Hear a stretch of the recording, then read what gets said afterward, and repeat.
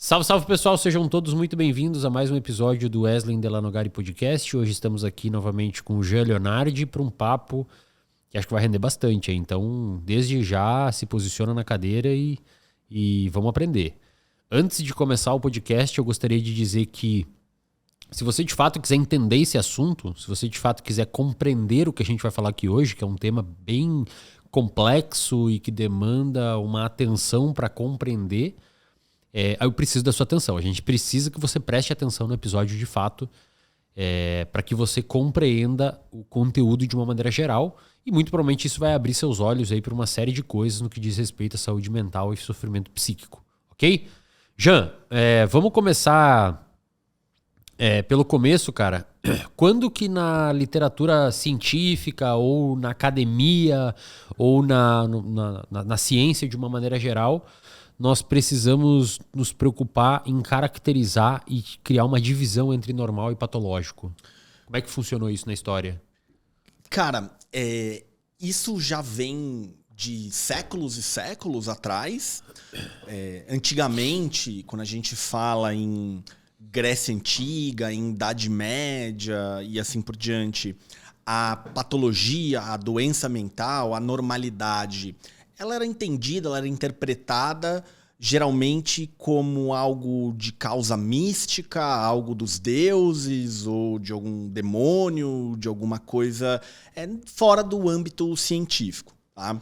E à medida que o tempo vai passando, se começa a ter explicações aí de fato mais científicas, tentativas de classificação, longos debates sobre o que é normal, sobre o que é patológico. Esse é um debate enorme que envolve psicologia, psiquiatria, sociologia, filosofia, antropologia, até que podemos dizer que o século XIX talvez seja o grande divisor de águas, com o trabalho do Emil Kraepelin, que é um alemão que vai começar a observar o curso natural dos quadros psiquiátricos, talvez neurológicos, e existia um pouco dessa sobreposição, e talvez ainda exista, talvez passe a ficar ainda mais perto, até que no século XX isso começa a acontecer de maneira muito mais organizada, especialmente com a criação do Manual Diagnóstico e Estatístico dos Transtornos Mentais. Eu estou aqui com a versão 5 revisada, que é de 2012, tá? Tá traduzido para o português pela editora Artimed, e que é considerada a Bíblia da psiquiatria e uma grande referência no mundo inteiro. Acho que a gente vai poder discutir aqui os alcances, os limites, mas é importante destacar que o estudo da psicopatologia vai muito além de entender este manual. Ele é, digamos assim, um nome famoso dentro da área. Um nome famoso da área, uma tentativa a mais aceita de classificação. Existem outras tentativas mais recentes, mais modernas de classificação, e que parte de algumas pressuposições nesse debate, o que é normal, o que é patológico e assim por diante. Deixa eu te perguntar, você falou do DSM-5, né? A gente tá... Só para a galera entender mais ou menos um breve resumo da história dele, quando que houve mudanças importantes. Perfeito. Então, esse manual diagnóstico, a primeira edição dele é de 1952, tá? E era um primeiro manual que nasceu já de alguns outros esforços, alguns outros trabalhos de tentativa de classificação de saúde mental. E era uma edição de talvez 20% do tamanho desse, com 100 e poucos diagnósticos, coisa de 106, 107 diagnósticos. E que era profundamente marcado pela psicanálise freudiana. Tá?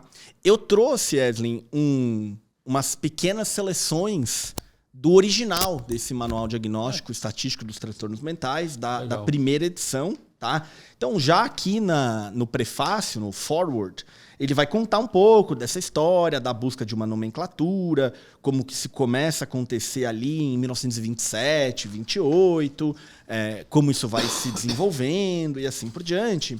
Mas a coisa que eu quero mais chamar a atenção é que o chair desse DSM, que é uma espécie do líder, é o presidente da força-tarefa, é um médico, psiquiatra, aqui chamado George Rhines. Tá? Isso você está falando da primeira edição. Primeira edição, 1952.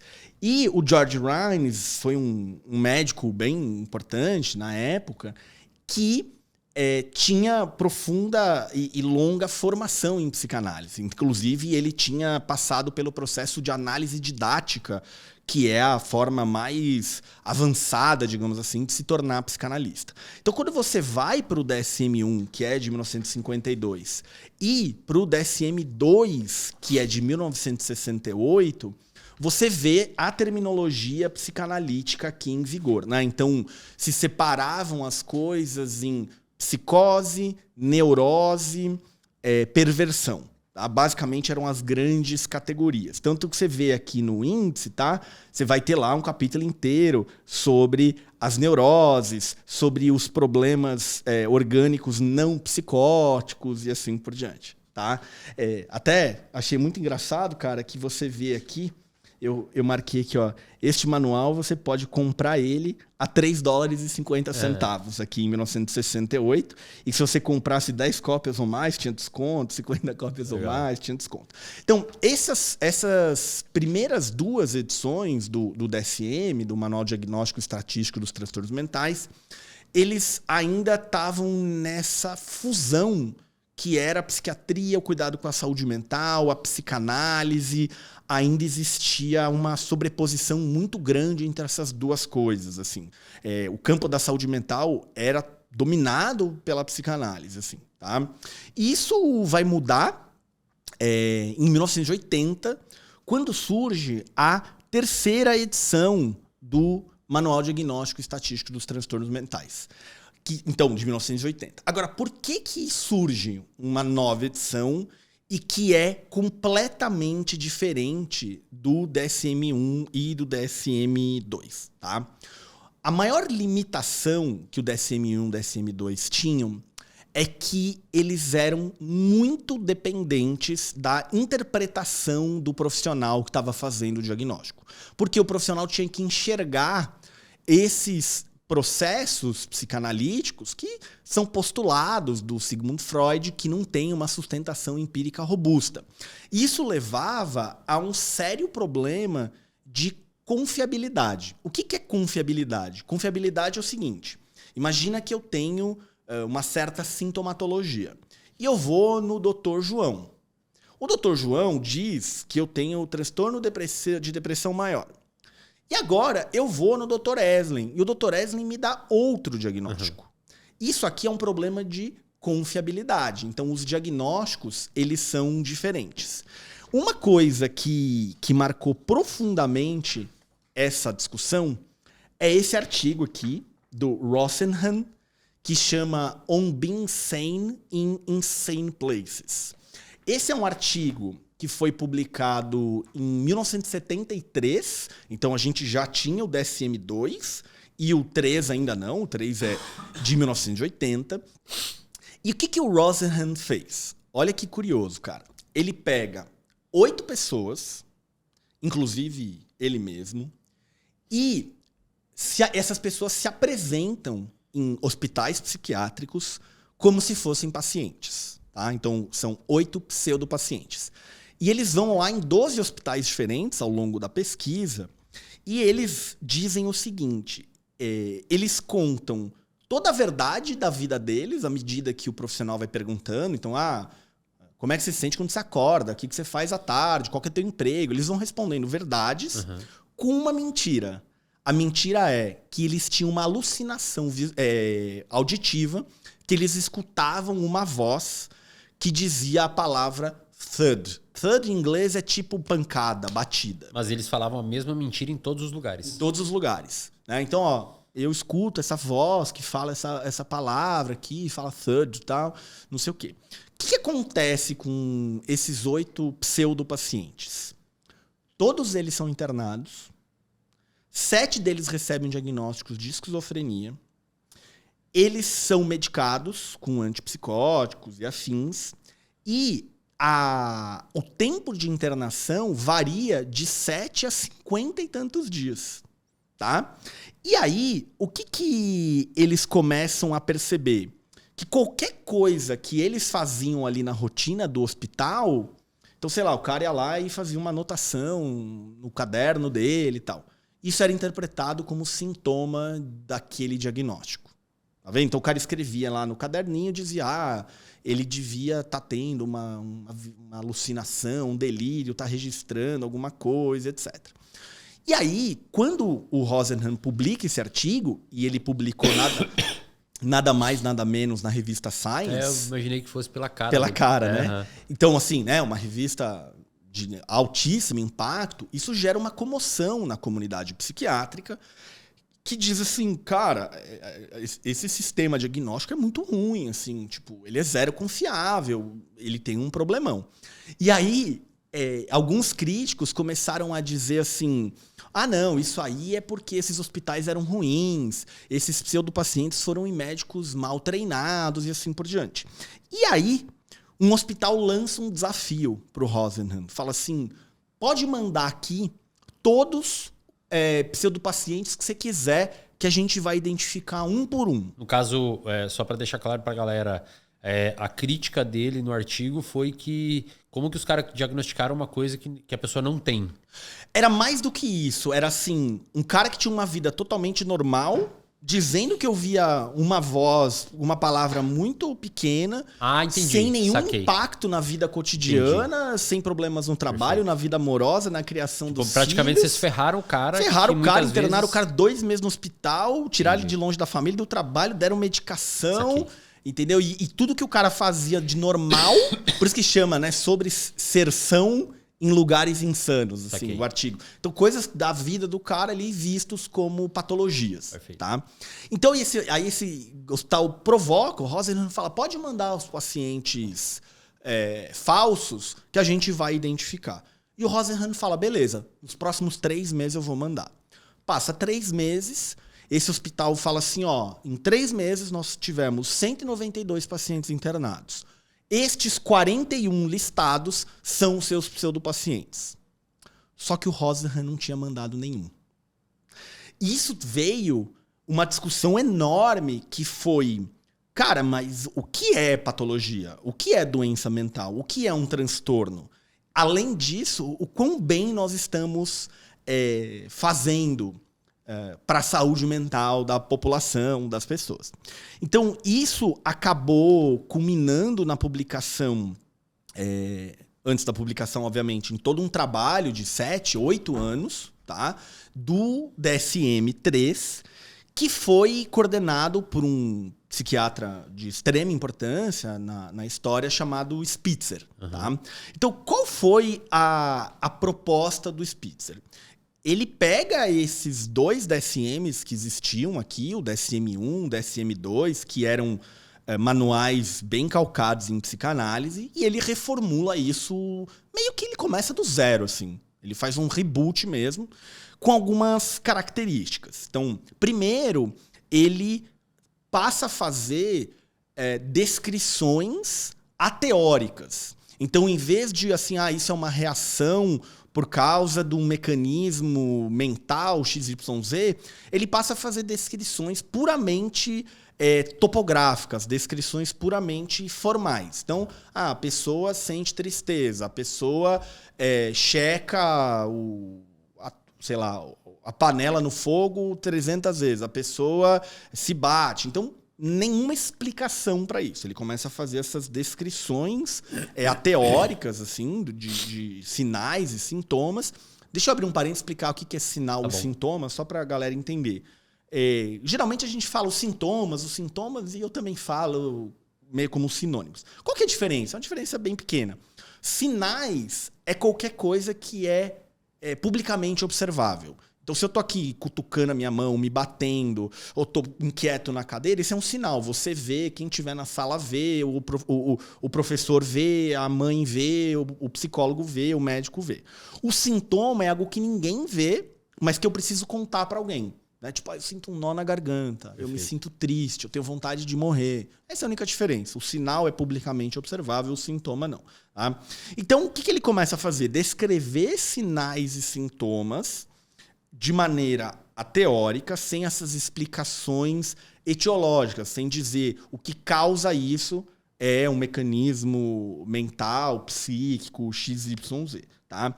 E ele começa, então, agora a criar esses algoritmos para a tomada de decisão. Então, se o paciente tem tais e tais e tais e tais sintomas, isso tem um prejuízo assim, assim, assado, a gente vai chamar isso de depressão. Isso a gente vai chamar de ansiedade. Isso a gente vai chamar de sei lá o quê.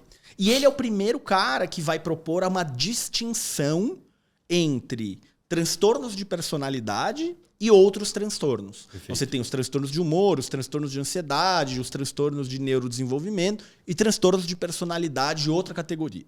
Tá bom? Agora, qual que é, talvez, um grande problema da construção do DSM-3? É que a gente muitas vezes acredita, e quem está ouvindo a gente provavelmente aprendeu assim, que essas são categorias que têm um embasamento científico importante, isso teve a sua validade testada e assim por diante. Isso não é verdade. Essas categorias, esses agrupamentos, eles vieram da observação clínica de um grupo de psiquiatras, o Spitzer e mais uns 14 ou 15, que perceberam que, tristeza costuma vir junto de insônia, com mudança de apetite, com pensamentos de que a pessoa não serve para nada, talvez vontade de morrer, e começou a agrupar esses sinais e sintomas e dar nomes para cada uma dessas categorias. Então, isso foi construído por consensos, por votos, e não é que você tem um diagnóstico com uma validade empírica testada. É diferente de um diagnóstico de diabetes. Por exemplo. Que é muito claro. Delimitado. Muito claro, você conhece a fisiopatologia, você conhece o mecanismo ali que está acontecendo, quais órgãos estão envolvidos e tal. Inclusive, esse é um dos grandes limites da psiquiatria. Que você não tem hoje um teste, tipo um exame de sangue, uma ressonância magnética, um exame de urina, alguma coisa do tipo, que fala assim, não, está confirmado esse diagnóstico. Essa pessoa tem aqui transtorno de personalidade borderline. Essa pessoa aqui tem fobia social. Essa pessoa tem sei lá o quê. Tá? E aí, Eslin, eu até trouxe esse livro do James Davis, que chama Cracked. Por quê? Porque esse cara é um crítico da psiquiatria e dos sistemas de classificação em saúde mental.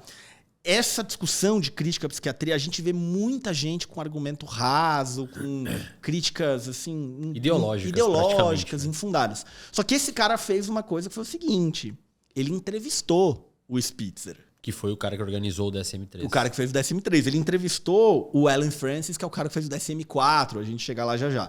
E ele transcreveu aqui os trechos da entrevista gravada. Então, nesse livro, por exemplo... O Spitzer nunca se arrependeu tanto de ter dado uma entrevista, eu acho, hein, cara? Olha, ele concordou e ele foi depois entrevistado de novo para confirmar algumas coisas que ele confirmou, assim, tá? Então, por exemplo, eu vou te dizer aqui,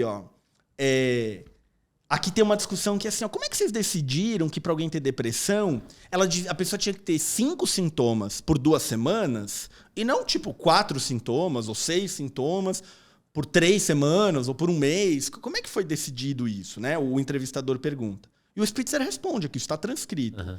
Foi consenso. A gente perguntou lá para os psiquiatras da Força Tarefa, que eram uns 14 ou 15, quantos sintomas vocês acham que o paciente tem que ter para dar esse diagnóstico de depressão? Falou, a gente chegou no número arbitrário de 5. Tá, mas por que vocês escolheram 5 e não 4? Ou por que não 6? E o Spitzer responde assim, 4 parecia pouco e 6 parecia muito. É isso aí. Então foi ali consenso, né? Então ele fala assim, mas não tinha estudos estabelecendo esse limiar, né? Algo assim. Ou pelo menos uma direção, né? Uma direção. Ele fala, a gente revisou a literatura, mas não tem nada que estabeleça isso previamente, assim, né? Se 4 sim, 6 não, algo assim, tá? Então, assim, eu poderia ficar falando aqui um monte sobre trechos que o Spitzer fala nessa entrevista, depois ele entrevista outros membros dessa força-tarefa do DSM-3 e assim por diante, tá? Agora, o que vai acontecer? O DSM-3, ele revoluciona a psiquiatria, só que aí a gente vai passar a ter mais de 250 diagnósticos. Só um parênteses eu vou fazer aqui para fazer uma salvaguarda a você mesmo. Tá bom. Escutem o podcast inteiro, tá, pessoal? Eu tô falando isso porque eu já sei a linha de raciocínio que o Jean tá montando. E se você parar agora e não ouvir mais, você vai sair por aí falando, não, o Jean, então ele quer que o DSM se exploda e não existe transtorno mental e ninguém tá doente porque os caras fizeram baseado em entrevista e votação. Calma. Não vou tomar remédio, não vou fazer terapia. Escutem, não é isso. A gente vai chegar lá. Como eu disse, é uma construção de raciocínio. Perfeito. E aí, a evolução do DSM-3 pro 4 revisado, pro 5 e assim por diante, ele vai seguindo mais ou menos a mesma lógica, com alguns estudos já melhores, tá? Com a vantagem de você passar a ter testes terapêuticos. Então, por exemplo, eu tenho aquela categoria depressão que foi construída ali com consenso, observação clínica, assim, um teste empírico sólido, como diabetes, que você falou, ou Covid. Mas eu começo a ver que, bom, quando alguém toma um antidepressivo, na média as pessoas tendem a ter a diminuição dessa sintomatologia, por exemplo, tá? O que vai acontecer dali para frente? Em 1994 é publicado o DSM-4, que muda o olhar da maioria dos critérios de uma abordagem monotética para uma abordagem politética. O que isso quer dizer? Até o DSM-3, não todos os diagnósticos, mas uma parte importante deles, você só podia receber o diagnóstico se você tivesse todos os critérios diagnósticos. Ficavam de fora, você não tinha o diagnóstico. No DSM-4, DSM-5, isso muda. Então, por exemplo, o transtorno da personalidade borderline, você tem 9 itens que são os 9 critérios diagnósticos. Para receber o critério, para receber o diagnóstico, a pessoa precisa ter 5 dos 9. Então ela pode ter diferentes combinações. O que também é um problema, porque você pode ter 10 pessoas com diagnóstico de borderline que são muito diferentes entre si. Por exemplo, no DSM-4, 5, você consegue ter 2 pessoas diagnosticadas com transtorno obsessivo compulsivo que não compartilham nenhum dos critérios. Perfeito. Então isso traz um pouco a discussão de, bom, será que são realmente o mesmo transtorno? Não são? O quanto que essas categorias representam aquele quadro clínico ou não? E assim por diante. Tá? Agora, o DSM-4 traz um negócio bem legal, que é um apêndice discutindo síndromes ligadas à cultura. Então, algumas, vou chamar aqui, patologias que são circunscritas, específicas a certos contextos geográficos, a certos background culturais.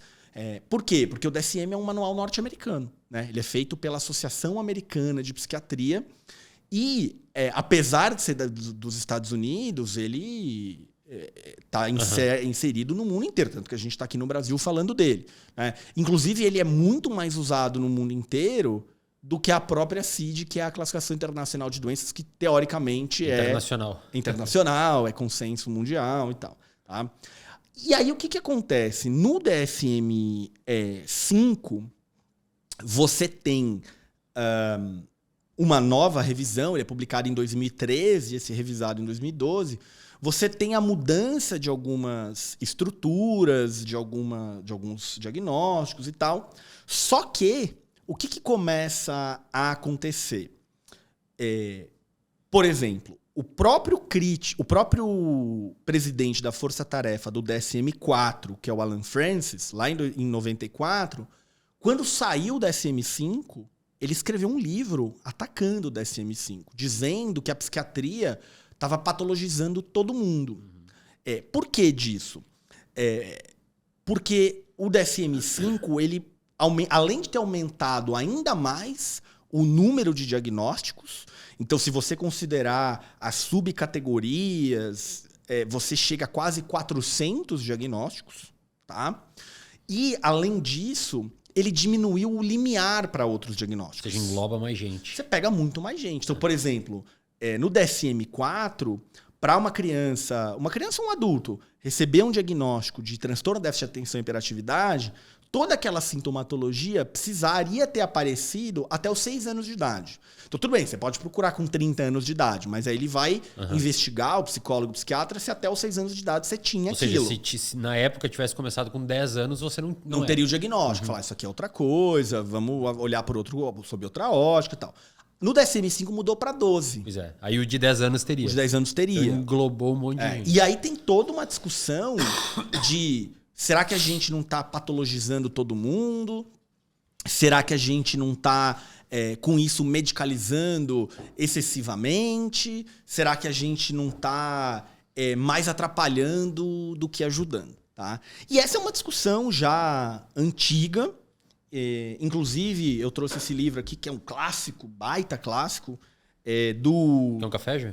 Eu quero, por favor. Um baita clássico do Thomas Szasz, que é o The Myth of Mental Illness, tá? Que nesse debate do que é normal, do que é patológico, vale dizer que esse livro é de 1960, então a gente não tinha nem o DSM-2 ainda, mas ele já argumentava aqui coisas que a gente vê hoje ainda, do tipo, a psiquiatria ela é uma profissão inútil, doença mental não existe, isso é um mito socialmente construído, para você controlar, manipular de maneira coercitiva pessoas que desviam das normas sociais que você não gosta. Assim, as críticas, elas existem, mas dependendo do nível que a pessoa for interpretar e levar ao pé da letra essas críticas, a pessoa vai voltar a 1500, né? 1600. Exato. Porque durante muito tempo, inclusive eu tenho um curso de História da Saúde Mental no Viver de Psicologia. Aliás, se você é profissional ou estudante de psicologia, conheça o Viver de Psicologia.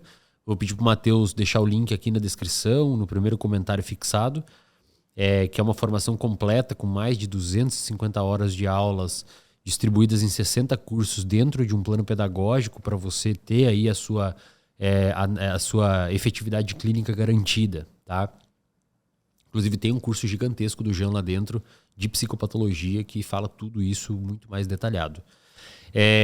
No curso que eu dou sobre história de saúde mental, tem partes assim que a gente estuda olhando os registros da época, e para a galera, vício, esquizofrenia e doenças que você toque, desvios de comportamento de uma maneira geral, que eram doenças que a gente sabe hoje o circuito que está envolvido, mas que do ponto de vista macroanatômico não tem nada. Então a galera falava, não, esse aqui que tem Alzheimer, que tem o cérebro um pouco mais murcho por neurodegeneração e morte neuronal, esse aqui de fato tem a doença.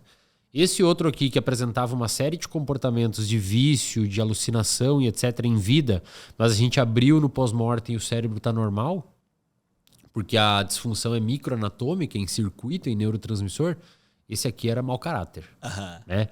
Então, assim, embora a gente esteja aqui fazendo uma construção crítica a talvez o excesso ou a forma com que é construído a nosologia dentro do DSM, digamos que ele é o menos pior.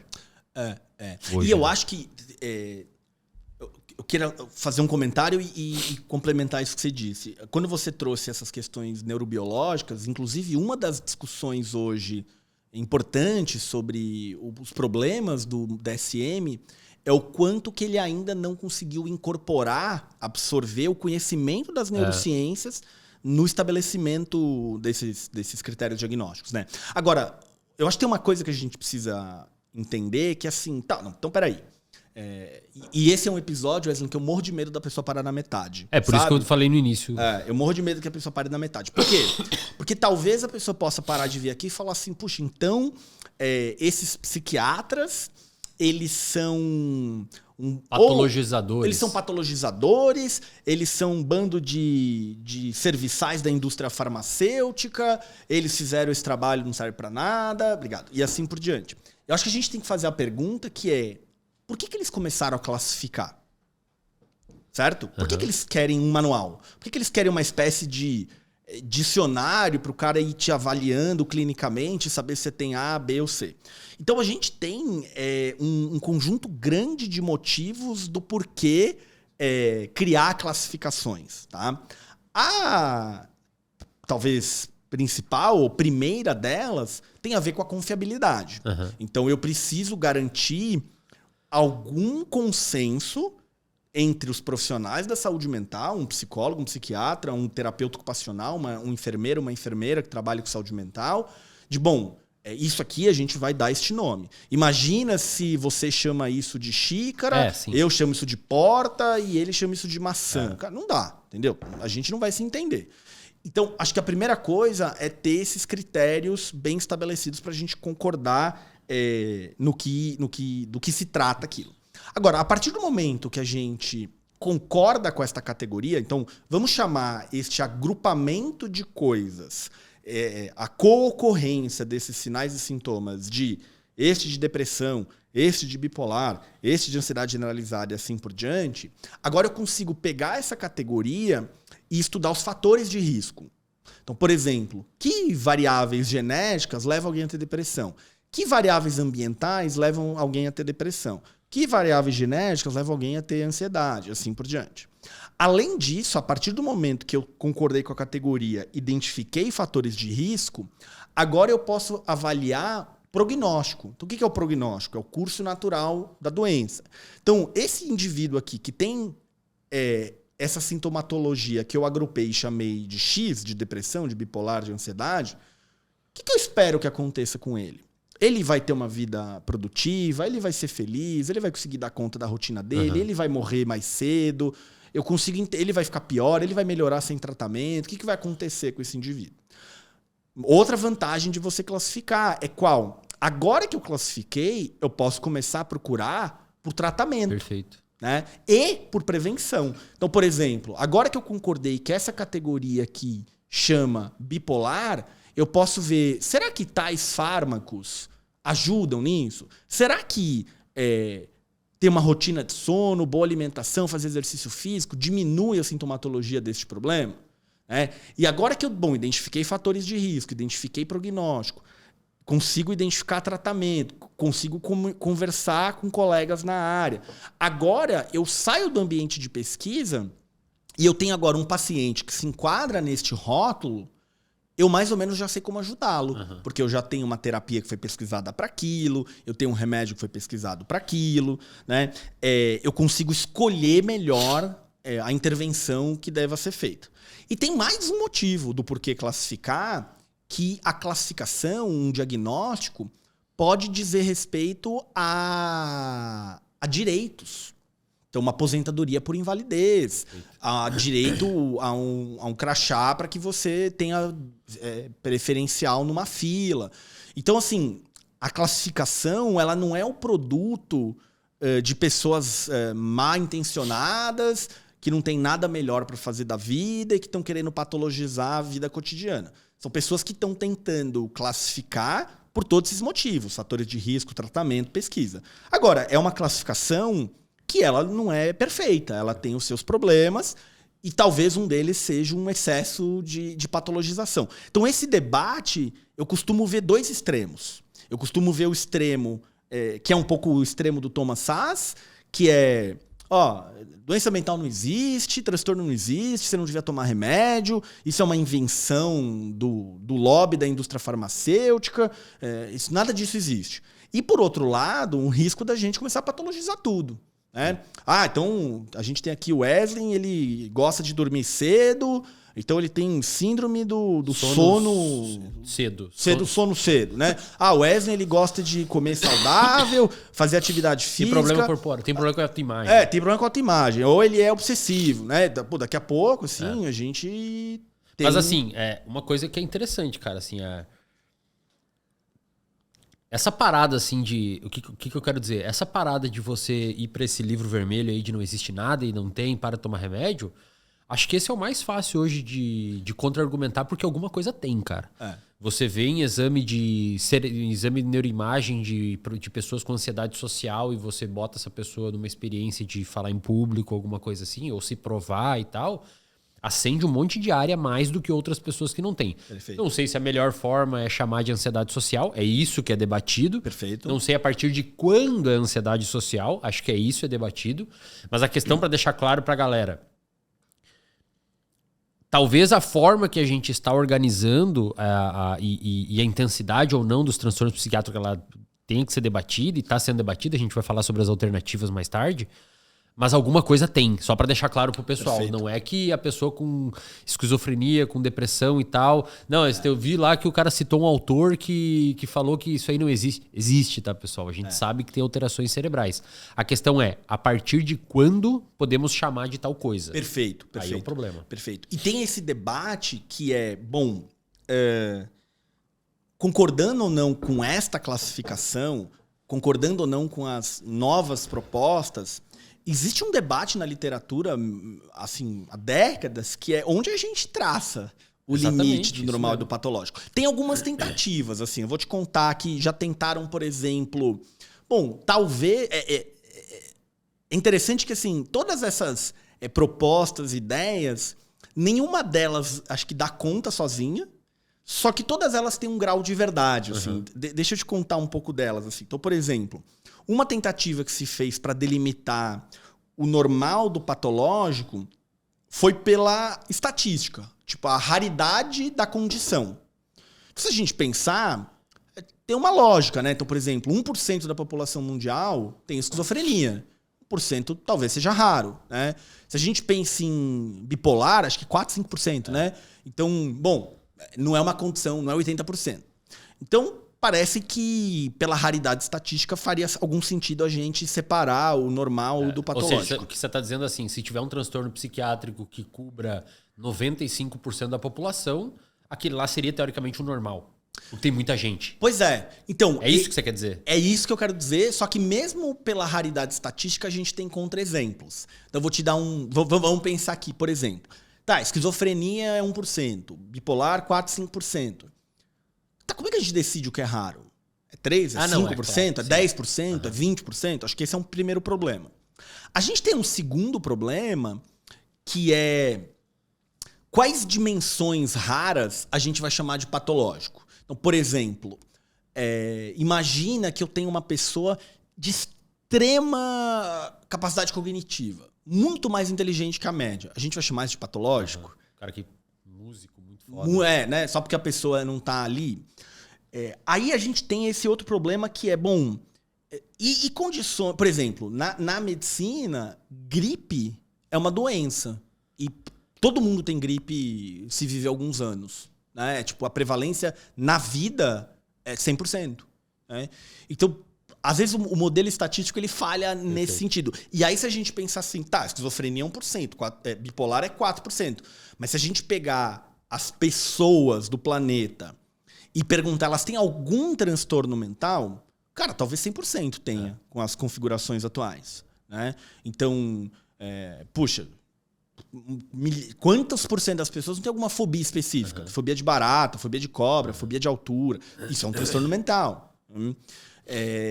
Então, esse critério estatístico talvez ele seja um problema. Uma maneira que se tenta bastante de separar o normal do patológico é pelo sofrimento. Né? Pelo sofrimento subjetivo que a pessoa tem. E aí a gente faz bastante sentido. Assim, né? Você pega uma pessoa com depressão...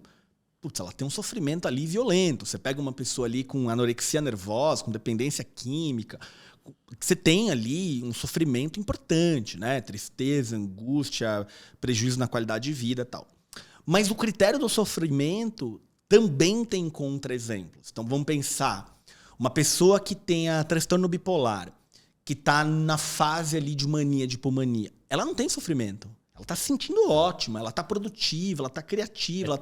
Isso é tão verdade que nessa fase o paciente é resistente ao tratamento. Exatamente. Ele não quer ser tratado porque está muito bom. Muito bom para ele aquilo. Ou vamos pensar numa pessoa que tenha... Eu digo isso por experiência própria, tá, pessoal? Digo isso por experiência própria. Cara, é energia pra caramba, socializa, não precisa dormir, troca ideia, criativo, quer fazer... Consegue fazer sexo várias vezes ao dia. É uma delícia, né? Você tá bem. Você vai me tratar pra quê? Como, né? Então, pensa também em uma pessoa que tenha transtorno da personalidade antissocial. Ela também não vê sofrimento naquilo. Geralmente quem sofre é quem tá ao redor. Ela não sofre. Se você pensar esquizofrenia e outras psicoses, metade, ou um pouco mais da metade dessas pessoas, elas sequer sabem que ela tem um problema. Uhum. Isso a gente chama tecnicamente de consciência de morbidade. Putz, eu sei que eu tenho... É diferente de falar, eu sei que eu tenho um transtorno bipolar, eu tenho essa condição, ela assim... A pessoa nem sabe que ela tem um problema. Né? Então, pela estatística não dá, pelo sofrimento não dá. A gente tem uma tentativa que é por disfunção. Então, isso atrapalha na minha vida cotidiana. Esse transtorno que eu tenho me impede de trabalhar direito, de estabelecer boas relações sociais. Então, pensa assim, né? Uma pessoa que tenha uma profunda desorganização com agenda, com horários, essa pessoa, né, ela atrasa prazos no trabalho, ela é demitida, ela briga com um amigo porque marcou no cinema 8, chega às 10 e tal. Mas, putz, talvez se a gente pensar num piloto de avião que tenha transtorno obsessivo compulsivo de checagem, ele é um ótimo piloto de avião. Ele está o tempo inteiro conferindo os instrumentos, checando. Putz, pela disfunção, parece que também não vai, né? Eu já tive nesse exemplo, eu já tive um contato com uma pessoa com TOC, transtorno obsessivo compulsivo, que trabalhava numa área de gerenciamento de risco. Ele era o melhor. Ele era um dos melhores, tipo, internacional na área. Perfeito. Porque ele tinha muita obsessão em entender se alguma variável vai dar errado ali na frente. E isso fazia ele calcular milhões de vezes a mais do que uma pessoa comum. Então, né, patológico, não é? O cara enriqueceu provavelmente por causa disso. Exato. E agora? Deve ter um sofrimento, mas não é disfuncional. Agora, se ele trabalhasse numa outra coisa, talvez seria um inferno. Perfeito. Ótimo exemplo, né? Tem também a tentativa de delimitar o que é normal, o que é patológico, pelo perigo. Né? Então, a pessoa ela tem algum perigo ela mesma. Então, por exemplo, se a gente pensar em vários transtornos mentais que tem ali uma chance aumentada de suicídio, certo? Ou uma pessoa com anorexia nervosa, que está tão magra, que pode morrer de desnutrição, de inanição. Então, a pessoa ali tem um perigo a ela mesma. Ou uma pessoa que pode ter perigo a outras pessoas, um comportamento violento. É um critério interessante, assim, mas a grande maioria dos transtornos mentais, você não vê esse perigo a si mesmo. Né? E vamos pensar assim, uma pessoa que tem a fobia de cobra, às vezes isso até protege ela do que qualquer outra coisa. De altura. De altura. Né? Ô, Gabi, bota o ar um pouquinho para baixo. Você tá no 23, bota no 22, por favor. E tem uma outra tentativa que é a de tentar separar o que é patológico de normal pela via de uma desvantagem evolutiva no sentido de transmissão de genes. Então, por exemplo, a pessoa que tem depressão, ela talvez diminua o tempo de vida, talvez ela diminua, ela se mate e não transmita os genes, alguma coisa assim. Mas também né, não cabe muito bem se você for pensar um padre, né, que pelo celibato não vai transmitir os genes e sacerdócio não é psicopatologia. Exato. Agora, olha só que legal. Embora esses critérios, nenhum deles seja muito bom, assim, parece que a combinação deles dá umas pistas pra gente, né? Então, quando a gente começa a olhar para uma coisa que parece ter algum grau de raridade, tem sofrimento envolvido, disfuncionalidade, pode gerar um não perigo para os outros, a gente começa a ter esse cheiro, né? De isso aqui não parece que está normal. Né? Isso parece que a gente tem aqui um problema. Tanto é que se você vai para os critérios diagnósticos, e aqui abrir qualquer um, tá? Você vai ver que um dos critérios vai ser sempre algo tipo prejuízo, sofrimento, atrapalha a vida cotidiana em 2 ou mais contextos e assim por diante. Então, assim, em resumo, essas categorias elas nasceram de consensos, de votação, que não vieram do nada, vieram de observação clínica. Elas carecem de uma validação empírica mais robusta. Tem uma utilidade bem grande por tudo aquilo que eu falei, fatores de risco, escolher tratamento, pesquisar prognóstico, comunicação entre profissionais, direitos e assim por diante. Mas o estudo da psicopatologia, que é essa área que quer separar o que é normal do que é patológico, como que a gente devia classificar, quais são as causas dos transtornos mentais, ela está tentando achar uma resposta melhor do que hoje a classificação que a gente tem. Ô, Jean, mas você não acha um problema, cara, quando, por exemplo, as instituições de fomento à pesquisa para estudar. Você falou, né? É importante a gente classificar para conseguir ver prognóstico, ver curso da doença, para a gente conseguir principalmente ver tratamento, né? Como que a gente pode ajudar, já que o prognóstico é esse aqui num contexto de normalidade de vida da pessoa, que ela tem essa condição. Então ela está nesse grupo e provavelmente vai acontecer isso em média com elas. O que acontece se a gente colocar esse tratamento no meio e acompanhar para ver o que vai acontecer? Isso é bacana. Mas você não acha um problema a gente ter instituições de fomento, como teve por muito tempo, hoje acho que já não está mais assim, que aceita dar verba para desenhar ensaio clínico de tratamento para essas condições só se usar o DSM? Eu acho um problema. Saca? Porque aí psicopatologia vira o DSM. Exato. Aí é DSM. Exato. E aí, a gente acho que abre um enorme parênteses que tem a ver com as forças políticas, os conflitos de interesse. Porque, por exemplo, quando o National Institute of Mental Health diz assim, você quer verba para fazer pesquisa, você precisa de um problema que seja diagnosticável no manual, eu acho que ele está dando algumas mensagens. A primeira mensagem é assim, esse é o sistema que a gente tem. Você quer pesquisar com base em outro sistema? Crie o sistema, a literatura precisa desenvolver isso e provar que aquilo é útil clinicamente falando para pesquisa e tal. Então, bom, você não quer pesquisar assim, vamos mudar a pesquisa. Ou a forma de classificar para fazer a pesquisa.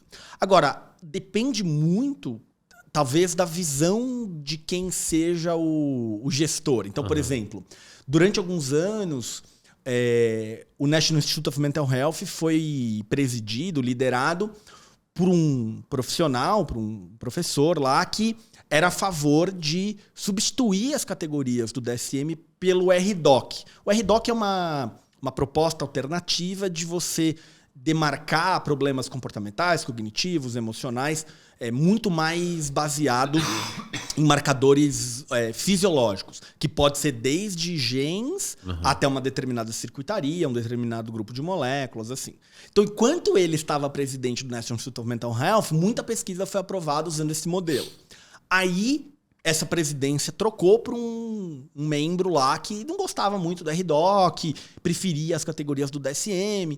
Então, esse é um debate que ele é científico, mas ele acaba atravessando, né, algumas coisas. Assim. Então, por exemplo, o DSM... isso é uma coisa que eu acho legal contar aqui. Assim, 2 informações. De novo, gente, não é para você achar que o DSM não presta para nada, mas é para ter um pensamento crítico. O DSM-5, ele é da Associação Americana de Psiquiatria. E como a gente viu aqui, ele é usado no mundo inteiro. Essa edição aqui, né, tem português brasileiro e tal. Eles investiram para a confecção do DSM-5, todo o processo da força-tarefa, as reuniões e assim por diante, $25 milhões. Tá? Então, assim, eles querem que o manual seja amplamente utilizado. Né? Alguém precisa... comprar esse livro, né? Tipo, a editora brasileira faz, a editora portuguesa faz, a editora da África do Sul faz, a editora da Rússia faz. E esses livros, né, vão sendo vendidos, as editoras locais vão repassando a parte lá deles e tal. Então tem um conflito aqui de interesses. Assim. Isso não quer dizer que isso não presta. Eu sempre digo que uma das indústrias mais bilionárias da nossa sociedade é a indústria de lente de óculos, de grau. Isso não quer dizer que você vai ficar vendo borrado e não vai usar lente de grau, porque eles faturam bilhões, certo? Então tem este ponto aqui. Agora tem um outro ponto que eu acho bastante problemático, que é o seguinte. Mais cedo eu estava falando, né? A entrevista aqui com o Spitzer, a entrevista com a Ellen Francis, e como eram as reuniões, e os votos, e nananã. Todos os psiquiatras que participam, não são só psiquiatras, tá? Às vezes tem psicólogo, tem outras profissões. Mas todas as pessoas que participaram da força-tarefa do DSM-5 tiveram que assinar um contrato de confidencialidade com multas milionárias se contar detalhes ali, entendeu? Então isso faz a gente ficar um pouco o pé atrás, assim, de algumas coisas. Mas é isso que a gente está debatendo. É um sistema que tem seus alcances, tem seus limites, tem uma utilidade e esse é o status atual ali da ciência no sentido da classificação da doença mental. E a gente tem expectativa de que novos modelos aprimorem aí o DSM. Eu tenho uma...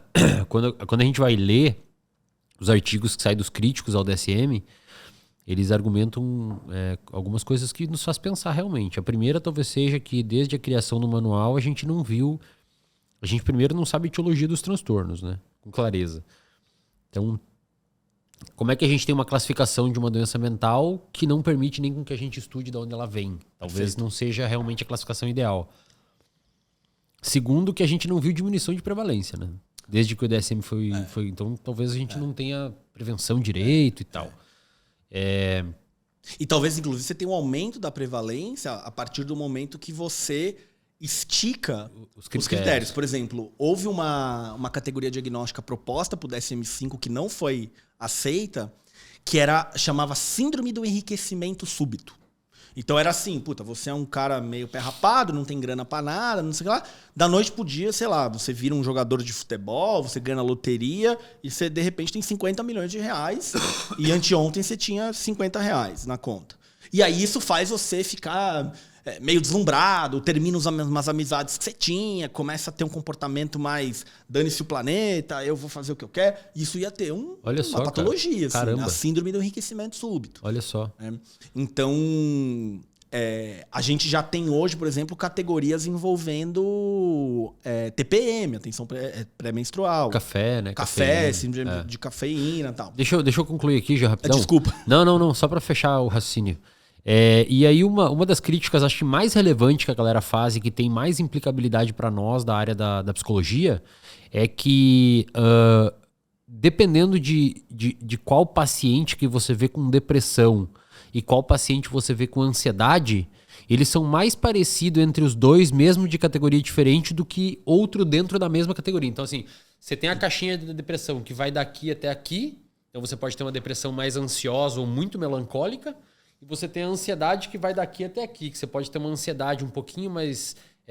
com componente de ansiedade mais puro ou uma ansiedade com uma inativação comportamental, alguma coisa assim. Esses dois são muito mais parecidos do que dois dentro da própria caixa. Exato. E aí, cara, acho que a principal crítica, pelo menos na minha visão, que faz muito sentido, é que quando esse cara vai procurar um médico psiquiatra, os dois tomam o mesmo medicamento. Um antidepressivo, inibidor de captação de serotonina. Então eles perguntam, como é que você botou em duas caixinhas separadas se existe uma circuitaria neuronal combinada? Talvez não teria que ter uma nova caixa. Então é um debate que ele é relevante, o cara vai com transtorno de ansiedade e sai tomando um antidepressivo. Tanto é que eles procuram no Google, né, fluoxetina. Eles falam, mas eu tenho depressão ou tenho ansiedade? Então, isso complica. Por quê? Porque quando a gente vai desenhar um ensaio clínico, a gente desenha em cima disso. Exato. Será que esse amplo fracasso da indústria farmacêutica em criar novas moléculas para atuar em transtorno psiquiátrico não deriva, em parte, de uma péssima classificação? Talvez sim. Porque a gente não tem medicamento novo, cara. Talvez sim. A maioria é o protótipo da década de 60 e 70. Cetamina é um novo que surgiu aí, né? Um serendipismo, estavam estudando outra coisa e acharam isso.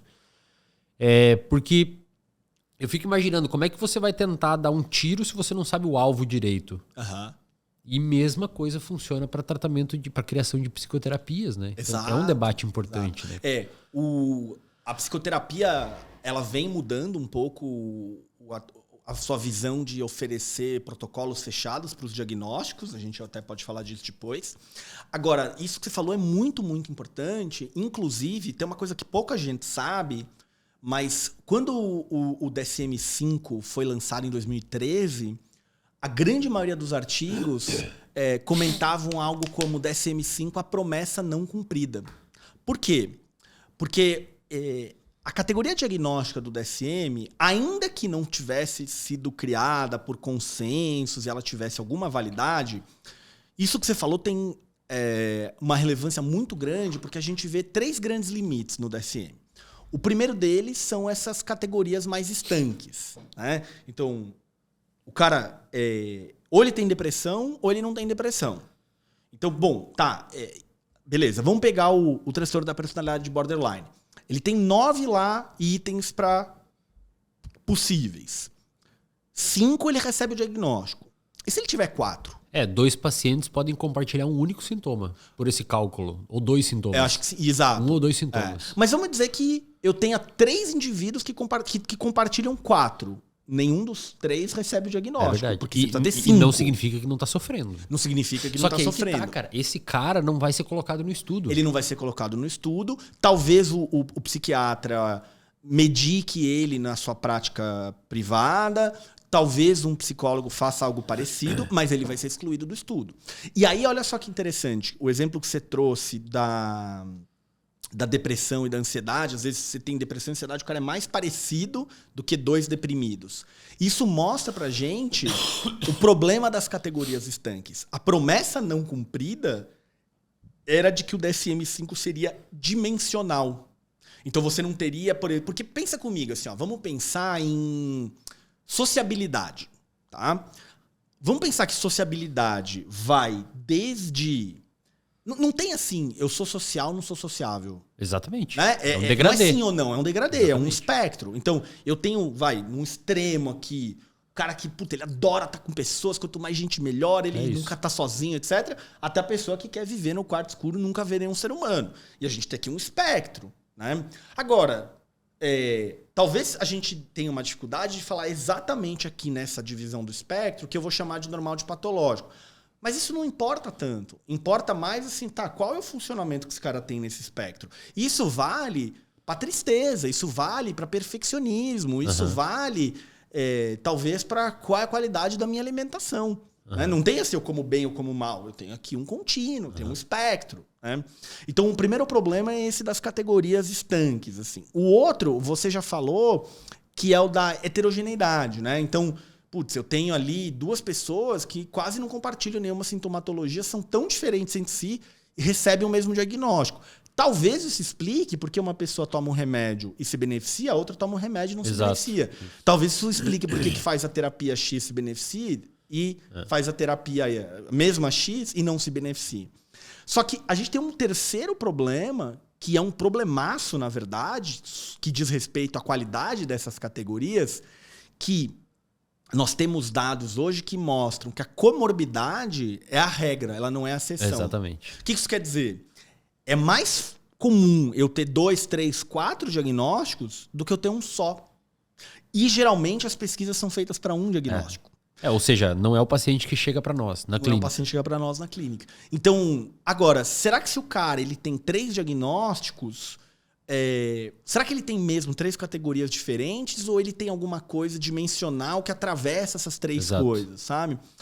Então, essa é uma discussão importante das categorias estanques, da heterogeneidade e da comorbidade que a literatura já vem debatendo há bastante tempo, vem tentando achar soluções e que, de novo, assim, é um sistema classificatório que tem vários limites, mas que tem as utilidades daquelas razões que eu mencionei. Se a gente não tivesse isso, estaríamos muito mais no escuro. Porque aí ia virar uma loucura, cara. Ia virar uma terra de ninguém. Era o que era pré-DSM-1 e um pouco o que era o DSM-1. Cada um interpretava de um jeito. Acho que ia ser puro argumento de autoridade. De certa forma, agora, é um pouco, porque é bem... É votação e é um consenso e tudo mais.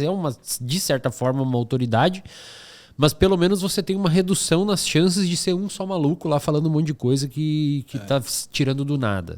Ainda tem margem para interpretação, né? Por exemplo, quando diz lá a pessoa faz tal coisa a maior parte do tempo. O que é a maior parte do tempo? Sim. Né? Sim. No borderline, por exemplo, tem lá esforços desesperados, alguma coisa assim. Bom, o que é desesperado? Né? O que é exagerado? Exato. Tem uma margem para interpretação. Inclusive, a gente tem alguns dados que... Lembra quando eu falei aqui do Rosenhan, que a gente tinha um problema grande de confiabilidade, né? 2 médicos davam diagnósticos completamente diferentes. Isso, inclusive, lá na época era geográfico. Em um determinado país se diagnosticava mais de uma coisa, em outro país se diagnosticava mais da outra. Tal. A confiabilidade com DSM-3, 4, 5 não melhorou tanto assim. Não é que a gente foi de 30% para 90%. A gente foi tipo de 30% para 50%. Então, de fato, se a pessoa estiver vendo esse vídeo no YouTube, tipo, daqui 20 anos, talvez ela tenha falado, nossa, olha como era. Né? Tipo, passou por uma revolução. Tomara, talvez. né, cara? Tomara. Deixa eu te perguntar uma coisa. Quando você falou ali, pô, normalmente os ensaios clínicos, para quem não sabe, ensaio clínico é o padrão ouro utilizado pra gente conseguir construir uma intervenção, tá, pessoal? E saber que é por aquela intervenção que aconteceu o efeito esperado, ou o efeito observado. Quando você fala assim, os ensaios clínicos eles são feitos em cima de um diagnóstico normalmente, só que na realidade a gente tem a comorbidade como regra e não como exceção. E para o estudante, para o profissional da psicologia que está nos assistindo, e ele pensa assim, bom, cara, mas aí eu vi lá que ativação comportamental é bom para paciente com depressão, mas o meu paciente tem depressão, é viciado em álcool e tem um problema de ansiedade gigantesco. Como é que eu vou escolher? Eu pego um protocolo para depressão, aí eu dou um protocolo de substância química e depois dou um protocolo de ansiedade? Como é que a gente resolve isso no dia a dia mesmo? Perfeito. Olha, do ponto de vista psiquiátrico, eu não sei. Você vai precisar perguntar para alguém da psiquiatria que entenda aí da parte medicamentosa. Na parte de psicoterapia, você tem alguns caminhos possíveis. Um dos caminhos possíveis é você olhar para o principal diagnóstico que o paciente tem. Então, vamos dizer que ele tenha depressão, dependência química e uma outra coisa. E você vai partir, então, de um protocolo para depressão, porque a depressão, na tua avaliação clínica, é o problema central. E você vai, mais ou menos, ali seguir aquele protocolo, introduzindo componentes de intervenção relacionados à ansiedade, relacionados à dependência química e assim por diante. Um outro jeito de fazer isso, que é um jeito talvez um pouco mais atual, talvez um pouco mais moderno, e que eu inclusive ensino isso lá no Viver de Psicologia, em vez de você necessariamente partir de um diagnóstico, é você ter aquele paciente em que você vai formular o caso, vai organizar o histórico, as queixas, as coisas que ele tem de potencial, as coisas que ele tem de obstáculos, os déficits, os excessos de repertório, etc. E você vai usar intervenções específicas para cada uma dessas coisas.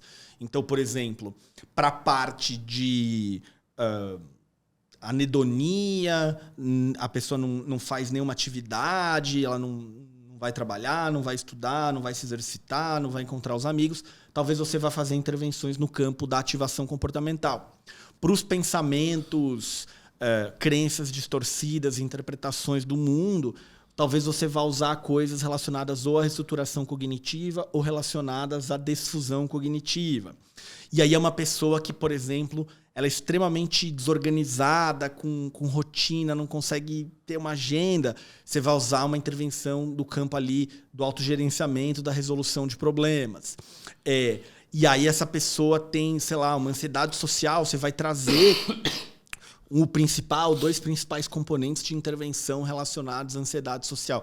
Então você vai meio que montando a intervenção para cada uma dessas características do paciente, que tem tudo a ver com algumas dessas propostas mais recentes de alternativa ao DSM. Né? Então, o RDoC não orienta muito isso, porque o RDoC é bem calcado na parte fisiológica, genética, neurobiológica e tal, mas a gente tem alguns modelos, como o fator P, como a taxonomia hierárquica da psicopatologia, a terapia baseada em processos, entre outras, que a própria categorização, classificação, maneira de organizar o sofrimento psicológico, os problemas, a patologia, vão te direcionar um pouco para esse tipo de intervenção. Mas assim, a formulação de caso clínica que você mencionou ali, nesse aspecto não é feito de qualquer jeito. Assim. Não.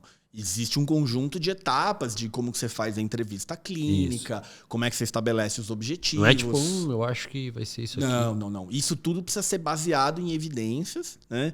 Então, por exemplo, você tem um passo a passo de como se faz a entrevista clínica para identificar todos esses componentes ali do paciente. Você tem maneira correta de estabelecer os objetivos desse paciente. Às vezes o objetivo não está claro, você precisa conectar isso com valores. Existem técnicas de como você identifica os valores e propõe objetivos em cima disso. Você tem, por exemplo, uma vez que você já estabeleceu os objetivos, entendeu a demanda, como é o funcionamento desse paciente, agora você precisa monitorar sessão a sessão, né, por meio de instrumentos padronizados, registros, se esse paciente está melhorando, se ele está piorando, se ele está ali meio estagnado. E aí, tudo isso aqui, você já vai ter estabelecido uma boa relação terapêutica, até porque todo esse passo a passo que já acaba tendo como produto uma boa relação terapêutica. E uma vez que você fez isso aqui, você fez a parte mais difícil. Daqui para frente, a parte técnica. Um dos maiores erros que os psicólogos fazem quando eles vão atender pacientes ou ignorar tudo isso que eu estou falando de ciência, evidências e atuar com base em uma teoria de estimação, um autor preferido, uma figura de autoridade, ou então sair aplicando um monte de técnicas sem saber direito o porquê está fazendo isso. Assim, cada técnica tem um porquê de estar lá, tem a hora certa de estar lá, tem o jeito correto de implementar. Não é porque a técnica tem alguma base em alguma evidência que ela é adequada àquele contexto. Você tratar um paciente com um problema viral com antibiótico... Exato. É que nem do nada eu vi lá pra você, Wesley, você tá aí meio fungando, aí toma esse antibiótico aqui, mas talvez não tenha nada a ver com o teu problema. Pode ser um vírus, né? Não tem nada a ver. Você não avaliou, você não sabe. Perfeito. E você comentou anteriormente ali que tinha algumas ideias de terapia baseada em processo, high top.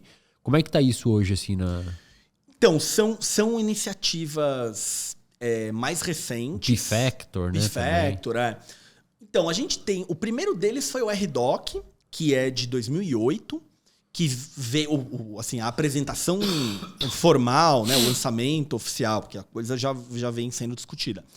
Que é essa ideia de você ir identificando vários dos mecanismos orgânicos, fisiológicos, neurobiológicos ali, de comportamentos, de pensamentos, de emoções, traços. Então, é uma coisa bem conectada com a parte neurofisiológica da coisa. Tá?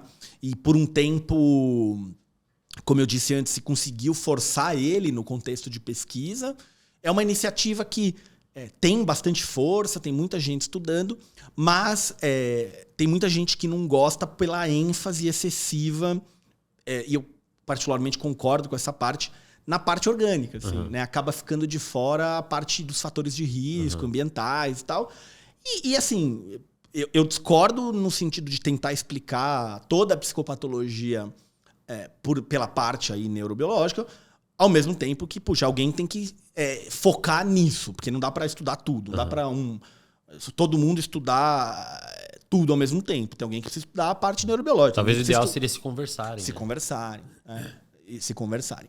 Então, a gente teve o surgimento do RDoc ali em 2008, e dos anos 2010, 2012 para cá, apareceram outras propostas. Então, a gente tem, por exemplo, o P-Factor, que é o fator P. Então, o fator P ele seria uma ideia da inteligência, né? Mesma ideia do QI. Né? Então, você tem o QI, você tem uma pontuação. Então, você tem ali um QI de 127, que é um número que representa um conjunto ali de habilidades cognitivas, né? Raciocínio. Então, coisas que a gente aprendeu ali a chamar de inteligência. Você tem um número que, como é um número só, obviamente que é uma simplificação de várias coisas, mas você consegue ter um valor único. Assim. E acho que o fundamento dele é também parecido com as teorias da inteligência que a gente tem hoje, porque eu sei que na parte da inteligência existe um negócio que eles chamam de fator G. Isso. Que é um conjunto específico de variáveis que explica a inteligência. Exato. E o fator P parte de um pressuposto que todas as psicopatologias têm um fundo em comum, né? Um fundo em comum, exatamente. Então, eu acho uma puta de uma ideia e acho interessante que tenha gente estudando. É uma ideia legal e eles ainda não têm um método muito claro para você chegar num número, assim, como você tem o QI.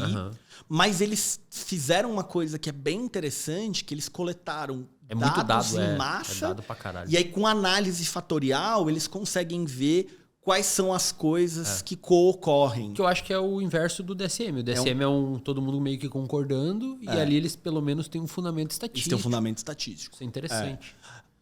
É bem interessante. Tipo, Às vezes, eu não tô dizendo que tem que usar hoje, mas que bom que tá acontecendo, né? tem essa galera fazendo isso. Às vezes você acaba achando várias correlações espúrias, né? Tipo, essas coisas apareceram juntas, estão ali correlacionadas, mas não necessariamente elas querem dizer isso.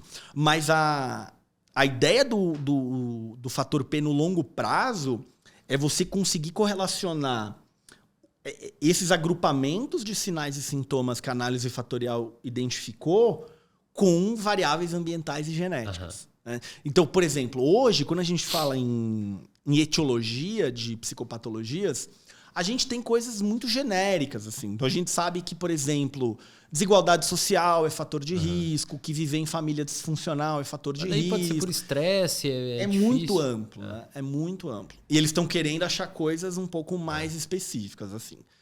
Aí a gente tem o HiTOP, que é a taxonomia hierárquica da psicopatologia, que é uma galera que se conversa com a turma do fator P. Porque qual que é a ideia aqui? Essa é mais recente, foi um grupo de 40 profissionais que se juntaram para elaborar um modelo. Ele não está pronto, ele vem sendo pesquisado, discutido, estudado. Mas a ideia é que você consegue organizar a psicopatologia em uma espécie de degraus hierárquicos, onde os transtornos do DSM eles seriam os mais específicos. Isso. Então seria assim, você teria o fator P lá em cima, assim, tipo, o mais geral possível. E aí você teria características, por exemplo... Acho que aí divide depois em internalizante e externalizante. Internalizante e externalizante. Aí ele vai descendo, quebrando. dentro do internalizante tem a parte de sofrimento subjetivo. Então, por exemplo, eu tendo a ter tensão muscular, ou eu tendo a ter ruminação. Então, eles colocam tipo 15, 20 características dentro do internalizante, dentro do externalizante. Aí dentro do externalizante vai ter, por exemplo, comportamento agressivo. E aí você vai descendo... Até que, bom, talvez o transtorno explosivo intermitente seja um excesso disso, um déficit daquilo, um externalizante desse, um internalizante daquele. Qual que é a grande vantagem disso? É que agora, em vez de você olhar para o diagnóstico, como no DSM, que você tem algo como... Tá, você tem esse critério, esse critério, esse critério, você tem isso, então você não tem um diagnóstico, né? Eu não tenho agora um número de coisas. Eu posso ter... Bom, quem é o Wesley do ponto de vista de psicopatologia? Ele tem isso aqui internalizante, ele tem isso aqui externalizante, ele tem isso aqui de... Bom, agora eu consigo individualizar o tratamento para ele. E assim, de certa forma, aquelas que a gente falou da ansiedade e da depressão... Exato. Ele quebra essa barreira, quebra né? totalmente. O que tá aqui, eles estariam dentro de um... Exatamente. O HiTOP ele vem para ser um modelo dimensional. Até porque eu vou poder olhar e falar assim, tá, então eu tenho agora esse indivíduo que tem ali um externalizante de agressividade. Só que a agressividade, ele tem um contínuo. Desde você falar uma coisa que eu não gosto e eu bater em você... Até um passo anterior, que é eu te xingar. Até um passo anterior, que é tipo, sei lá, eu bater aqui embaixo da mesa. Até um passo anterior, que é só eu ranger os dentes. Até que eu já chego nem ter comportamento agressivo. Cara, eu acho que do ponto de vista de circuito neuronal, esse faz mais sentido. Você acha que conseguiria encontrar pessoas mais parecidas em termos neurobiológicos. Mas eu te pergunto, como é que desenha um ensaio clínico em cima disso? Não sei. Não sei. Tem que desenhar, né, cara? Tem que desenhar. A gente abandona o ensaio clínico. E aí eu não... Exatamente. Mas entende o que eu quero dizer? Essa galera vem discutindo isso. Inclusive... Acho que é o maior gargalo de todos. E talvez seja por isso que o DSM é tão usado, assim. Porque o que a gente tem, né? Pra quem chegou até aqui, tá assim, mas o DSM não é ruim. Cara, o que a gente tem são milhões de pessoas no mundo sofrendo pra caramba, querendo ajuda, e os profissionais de saúde querem ajudar, com remédio, com terapia, sei lá como. E a gente precisa pesquisar e achar formas de ajudar essas pessoas. Não dá pra gente sentar o braço, sentar, cruzar os braços, esperar 30 anos até o HiTOP ser perfeito e ser pesquisável, e enquanto isso você fica aí 30 anos sofrendo. Né? A gente tá tentando. Eu acho que como profissional, nós, né, como profissional e não pesquisador, mas como profissional, a gente tem que utilizar o que tem e ficar acompanhando o que está sendo feito. Exatamente. Caso contrário, a gente estaria lá no DSM-1 ainda. Mas você sabe, assim, que aqui no Brasil, cara, é muito raro quem já ouviu falar do fator P, do HiTOP. Inclusive, quando eu fiz o curso de psicopatologia do Viver de Psicologia, eu fiz questão de colocar. Porque ainda que a pessoa não necessariamente vá usar aquilo na prática clínica dela, tipo, amanhã, ela precisa saber que isso existe, que isso está sendo discutido, que isso está sendo pensado. Até quando você falou da circuitaria... já tem umas pessoas que vêm falando que talvez o modelo do futuro seja uma junção do high-top com o RDoc. Porque o high-top não está olhando para neurobiologia, para genética, ele está olhando para, comportamento agressivo, perfeccionismo, ele está fazendo essa classificação tal. E é uma classificação que eles são totalmente abertos a mexer, a pôr, a tirar. E eles pegam isso de dados empíricos. Né? Também vem de análise fatorial, identificação, por métodos empíricos mesmo. Assim. Então, se você juntar esse conhecimento com a parte de neurobiologia, talvez o buraco que vai ficar aqui vai ser uma melhor identificação de fatores ambientais. Eu acho que a grande parada é assim, o sofrimento, a disfuncionalidade está andando, em termos neurobiológicos, a disfuncionalidade anda parecido, porque a manifestação comportamental ela é diretamente proporcional ao grau de disfunção fisiológico, né? Se a pessoa tem determinadas regiões hipofuncionais ou hiperfuncionais, vai manifestar mais ou menos um determinado tipo de sintoma e sinal. Agora, o DSM não permite fazer isso. O DSM não permite então, fazer. Acho que isso é uma questão importante. Exato. Agora, o P-Factor e o high-top, né, esse fator geral da psicopatologia e a taxonomia hierárquica, foram modelos que nasceram dentro da psiquiatria. Então, médicos insatisfeitos com o manual diagnóstico do DSM, que propuseram, elaboraram e trabalharam e vêm estudando esse modelo. No campo da psicologia, agora, a gente teve o surgimento ali, mais ou menos em 2014, de um modelo que chama Modelo Transdiagnóstico de Formulação de Caso, e mais recentemente a terapia baseada em processos, que está muito bem explicadinha aqui nesse livro. Não gosto dos livros anteriores que eles escreveram sobre o assunto, acho que não fica claro. O azul não é nem de baseado em processo, né? O azul é baseado em procedimento. Então, basicamente, qual que é a ideia desses caras aqui?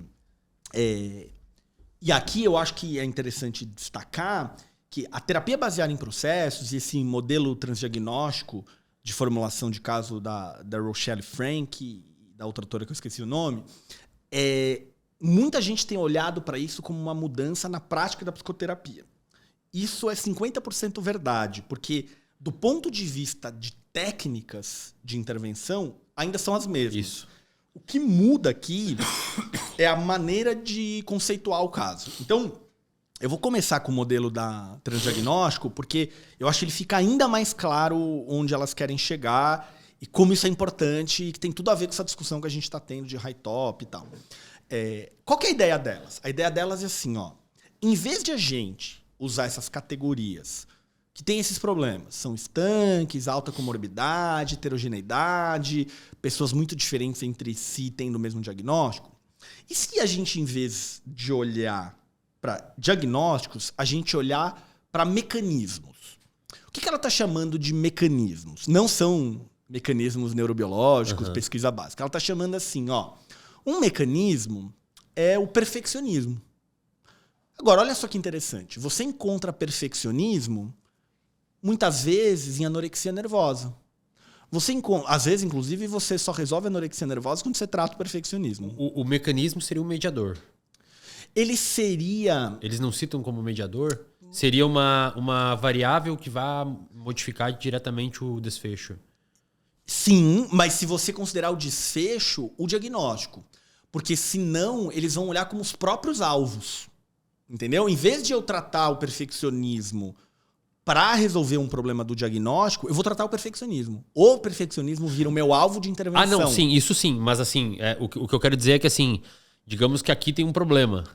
A gente sabe que se mexer nessa bolinha, vai mexer aqui. Isso. Tu não foca aqui, tu foca aqui. Exato. Isso. Essa é a ideia. Então, por exemplo, eu vou encontrar esse perfeccionismo lá na moça com anorexia nervosa. Talvez eu encontre em alguém que procrastina demais. Esquiva em pacientes com ansiedade. Esquiva, você vai encontrar em paciente com ansiedade, você vai encontrar em paciente com toque, você vai encontrar TEPT. Em TEPT. Então, qual que eles começam a fazer? Em vez de eu olhar para TEPT, para quem não sabe, TEPT é transtorno do estresse pós-traumático. Em vez de olhar para o transtorno do estresse pós-traumático, em vez de eu olhar para transtorno obsessivo-compulsivo, em vez de eu olhar para transtorno de ansiedade social, será que eu não devia olhar para esquiva experiencial? Exatamente, isso mesmo. Será que eu não devia olhar para perfeccionismo? Perfeito. Então, por exemplo, regulação emocional. Você vai encontrar déficits no borderline, você vai encontrar déficits em quem tem transtorno explosivo intermitente, você vai encontrar muitas vezes em transtorno de compulsão alimentar. Olha como são diagnósticos diferentes. Transtorno de compulsão alimentar, transtorno de personalidade borderline, né? Transtorno explosivo intermitente. Não, talvez, eu vou tratar aqui a desregulação emocional. Ou eu tenho um problema de controle inibitório. Uhum. Então, eu vou tratar o controle inibitório, que tem onde? Tem no TDAH, tem no transtorno explosivo intermitente. Toque. No toque, percebe? Assim? Então, por isso que é transdiagnóstico, né? Por isso que é Passa vários transdiagnóstico, diagnósticos. né? Então, é um modelo que ele nem quer saber se você preenche critérios para o diagnóstico A, B ou C. Entende? Você vai lidar com esses processos, com esses mecanismos, com esses alvos de intervenção. E assim, eu acho que o bacana de falar é que um dos grandes defensores e impulsionadores desse modelo foi um cara que criou um protocolo, né? Ah, sim. Que é o Reis. O Reis, na verdade, ele pega a emenda um pouco dessa discussão, né? E vai criar junto com o Stephen Hoffman a terapia baseada em processos, que, cara, é muito semelhante, influenciado por e influencia essa discussão do modelo transdiagnóstico de formulação de casos da Rochelle Frank e todas essas discussões sobre os limites do DSM e tal, que, cara, vai trazer uma proposta que é bastante semelhante, só que traz um avanço importante que é a parte visual. Uhum. Então, para mim, a grande diferença da terapia baseada em processos que o Reis e o Hoffman propõem, cara, que é novinha, de 2018. Uhum. Tem uma aula minha gigantesca lá no VDP sobre isso. Eu ensino metamodelo. Esse aqui, né? Eu ensino a fazer o diagrama em rede. E detalhe, depois esse diagrama em rede, mostra pra câmera aqui, ó. Depois desse diagrama em rede, cara, lá no final, eles ensinam você a plotar em cima de como se fosse um tabuleiro de xadrez. E cada caixinha vai em áreas, por exemplo, tem uma disfunção afetiva. Aqui, né? Aqui, exatamente, isso mesmo.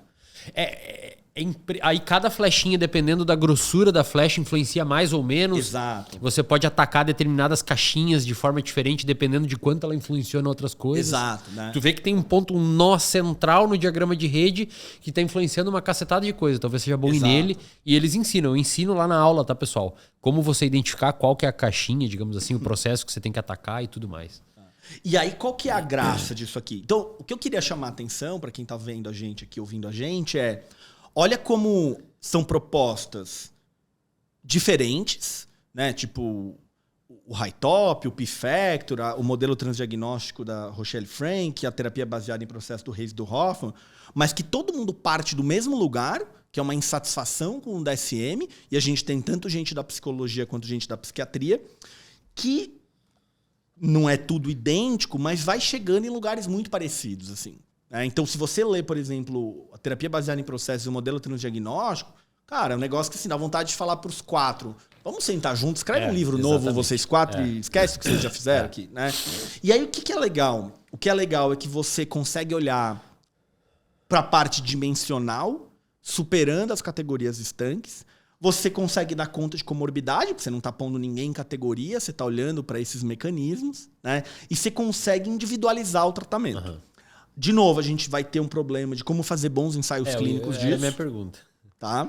Mas, por exemplo, aqui, só abrir uma página qualquer aqui, né? Então, esse modelo de rede, você consegue ter aqui, é um indivíduo que, ele é um homem negro, gay.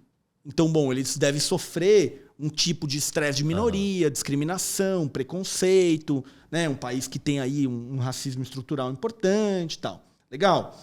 Isso aqui tá conectado com alguns valores que fazem ele acreditar em algumas coisas sobre ele, sobre o mundo. E aí você vai conectando, e agora o que você começa a tratar, né? Então, por exemplo, o cara é hipertenso, está acima do peso e tem problema de sono. Bom, aqui eu posso começar a fazer tratamentos direcionados aqui a autocuidado, a fazer exercício, a se alimentar melhor. E aí você vê que o aumento de peso, que o sobrepeso dele influencia a autoestima, porque tem uma flechinha. Então, se você atacar aqui, pode resultar numa melhora lá. É visualmente muito bacana, cara. Aí, isso, né? Isso vai fazer o cara treinar com o personal trainer. E aí, mas ele tem aqui um ambiente pouco propício para autocuidado. Como é que eu mudo isso? E aqui o cara tem uma preocupação excessiva com o trabalho. Que técnica eu vou usar para mexer nisso e tal. Então, assim, nesse momento que a gente está gravando o podcast, não sei quando no futuro a pessoa vai ver, mas o que a gente está testemunhando agora é um grande caldeirão de ideias, de avanços e gente muito séria. Né? Stephen Hayes já foi eleito, sei lá, entre os 10 psicólogos mais importantes do mundo. Assim, né? E que já escreveu protocolos e que já fez trocentos ensaios clínicos, que já defendeu o DSM, que agora ataca o DSM, e os avanços da neurobiologia e a discussão disso na saúde mental com o RDoc. Então, a gente ainda vai precisar ver a integração dessas coisas. Isso vai trazer um conhecimento muito maior sobre saúde mental, doença mental. Talvez a gente vai ter uma divisão melhor entre o que é normal, o que é patológico. Geralmente, o intervalo de publicação entre os DSMs, talvez aí em 2026, 27, 28, a gente vá ter um DSM-6, porque esse é de 2013. Uhum. Né? A gente está gravando isso em 2023, já tem 10 anos. A revisada tem um aninho só. Mas já deve ter uma força-tarefa. Ele vai se manter nas categorias, ele vai abarcar tudo isso aqui, ele vai trazer uma nova proposta. É uma proposta dimensional. Então, tem um ditado não é um ditado, é uma fala do Winston Churchill, que ele diz que a democracia é a pior forma de governo que existe. Mas ela é melhor do que todas as outras que já foram testadas. É isso aí, cara. Eu vejo o DSM um pouco assim hoje. Assim, é um pouco o que a gente tem para hoje. Precisa melhorar a nossa compreensão de psicopatologia, a nossa compreensão de saúde mental, para tratamento, para prevenção. Mas a gente precisa olhar para esses avanços e a área precisa melhorar. Isso não significa que o DSM é inútil, isso não significa que você não deveria fazer tratamento psiquiátrico, não deveria fazer tratamento psicológico. Não é nada disso, por favor. Ô, Jair, com esses avanços aí, cara, a gente tem alguma ideia de causa de transtorno psiquiátrico? Como é que tá esse campo? Cara, a gente tem uma ideia. A gente não tem nada muito certeiro e preciso. O que a gente sabe hoje é que variáveis genéticas contribuem, a gente sabe que variáveis ambientais contribuem. A gente tem que tomar muito cuidado com talvez 2 erros no raciocínio que atrapalham essa compreensão de causas, de etiologia dos transtornos mentais. A primeira delas é uma dicotomia que se costuma fazer entre o orgânico e o mental, sabe? O corpo e a mente, assim. E isso é um equívoco, porque tudo que a gente é exposto, se expõe ambientalmente falando, isso afeta o organismo, certo? E não existe comportamento, pensamento, emoção que não seja ali fundamentado em um substrato orgânico, um substrato biológico, né? Tanto que você pode ter, por exemplo, uma síndrome maníaca que toda a parte que a gente conhece ali como um episódio de mania e não tem nada a ver com um transtorno bipolar. Isso foi induzido por substância, por exemplo. Tá? Então você pode ter ali mudanças no organismo produzindo sintomas, sinais, comportamentos, pensamentos e emoções. E o inverso é verdadeiro. Tudo que eu faço, tudo que eu me exponho, as coisas que acontecem comigo, isso produz alterações no meu sistema nervoso, no meu corpo. Então essa é uma primeira coisa importante. Não achar que, mas isso é orgânico, isso é mental. Na verdade, só tem uma coisa, certo? E tem um segundo ponto que é muito, muito, muito importante, que é a confusão do diagnóstico ser causa. Então, por exemplo, é comum que a pessoa diga assim, eu não tenho vontade de sair de casa porque eu tenho depressão. Então, parece que a depressão está causando a falta de vontade de sair de casa. Agora, olha só por que isso está errado. O diagnóstico, ele é um nome, ele é uma categoria que foi dada por um aglomerado, por uma constelação de comportamentos, pensamentos e emoções. Então vamos pegar, por exemplo, TDAH, transtorno de déficit de atenção e hiperatividade. Então eu tenho lá uma pessoa que é meio desengonçada, derruba as coisas, interrompe as pessoas quando elas estão falando, é muito acelerada, perde as coisas, enfim, aquele bando de comportamentos ali típicos de quem tem TDAH. E a pessoa diz que fez ou faz aquilo porque ela tem TDAH. Peraí, vamos entender uma coisa. O nome TDAH é um nome que foi dado para a junção desses comportamentos. Até aqui tudo bem, eu criei uma categoria. Eu junto isso, eu chamo isso aqui de TDAH. Agora, o TDAH não explica isso, certo? Uhum. Por que não? Porque assim, ó, por que eu corro demais, eu interrompo as pessoas, eu me atropelo, eu sou desengonçado? Por razões genéticas e ambientais. Uhum. As causas são as coisas genéticas e as coisas ambientais. O rótulo é só um nome. Senão, qual é o problema? Por que você corre, interrompe, tá sempre acelerado, esquece as coisas? Porque eu tenho TDAH. Mas como é que você sabe que eu tenho TDAH? Porque eu corro demais, interrompo as pessoas. Sim. Percebe? Eu fico num raciocínio circular. Então a pessoa tem que entender que o diagnóstico não é a causa de nada. Ele é simplesmente o nome que a gente dá para um agrupamento de pensamentos, de comportamentos, de emoções. E a causa, a explicação, está nas variáveis genéticas e nas variáveis ambientais. História de vida, contexto familiar, social, como o meu corpo funciona. E uma parada que é muito comum de se confundir, esse psicólogo pode dar ou não diagnóstico. Na verdade, eu não sei se tem, mas a galera acha ainda que não pode? Ainda acha. Outro dia eu tinha feito acho que um post, um comentário sobre isso, sobre poder da diagnóstico, e uma pessoa me mandou uma mensagem ali no Instagram, falou assim, poxa, mas ontem a minha professora aqui na faculdade falou que não, o psicólogo não pode dar diagnóstico, que ele pode até sugerir alguma hipótese, mas que isso precisa ser respaldado, confirmado por o psiquiatra, pelo médico. Isso não é verdade. O psicólogo ele pode sim dar diagnóstico. Esse diagnóstico ele não precisa estar em consonância com o diagnóstico do psiquiatra. É óbvio que o ideal é que esses profissionais conversem, cheguem num consenso, né? Tipo, não é uma briga aqui de poder. Mas a gente tem, em 1962, a lei que regulamenta a psicologia como profissão no Brasil, que já prevê a possibilidade do psicólogo fazer diagnóstico. A gente tem uma resolução, acho que é de 97, se eu não me engano, do Conselho Nacional de Saúde, que estabelece que a psicologia é uma profissão da área da saúde, e lá está previsto também que o psicólogo pode fazer diagnóstico. E o Conselho Federal de Psicologia, que é quem regulamenta a profissão no Brasil, também afirma em vários dos seus documentos que sim, o psicólogo pode fazer diagnóstico.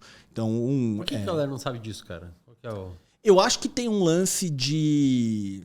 Você tem um manual diagnóstico que é feito por médicos, na sua esmagadora maioria, publicado por uma associação de psiquiatria.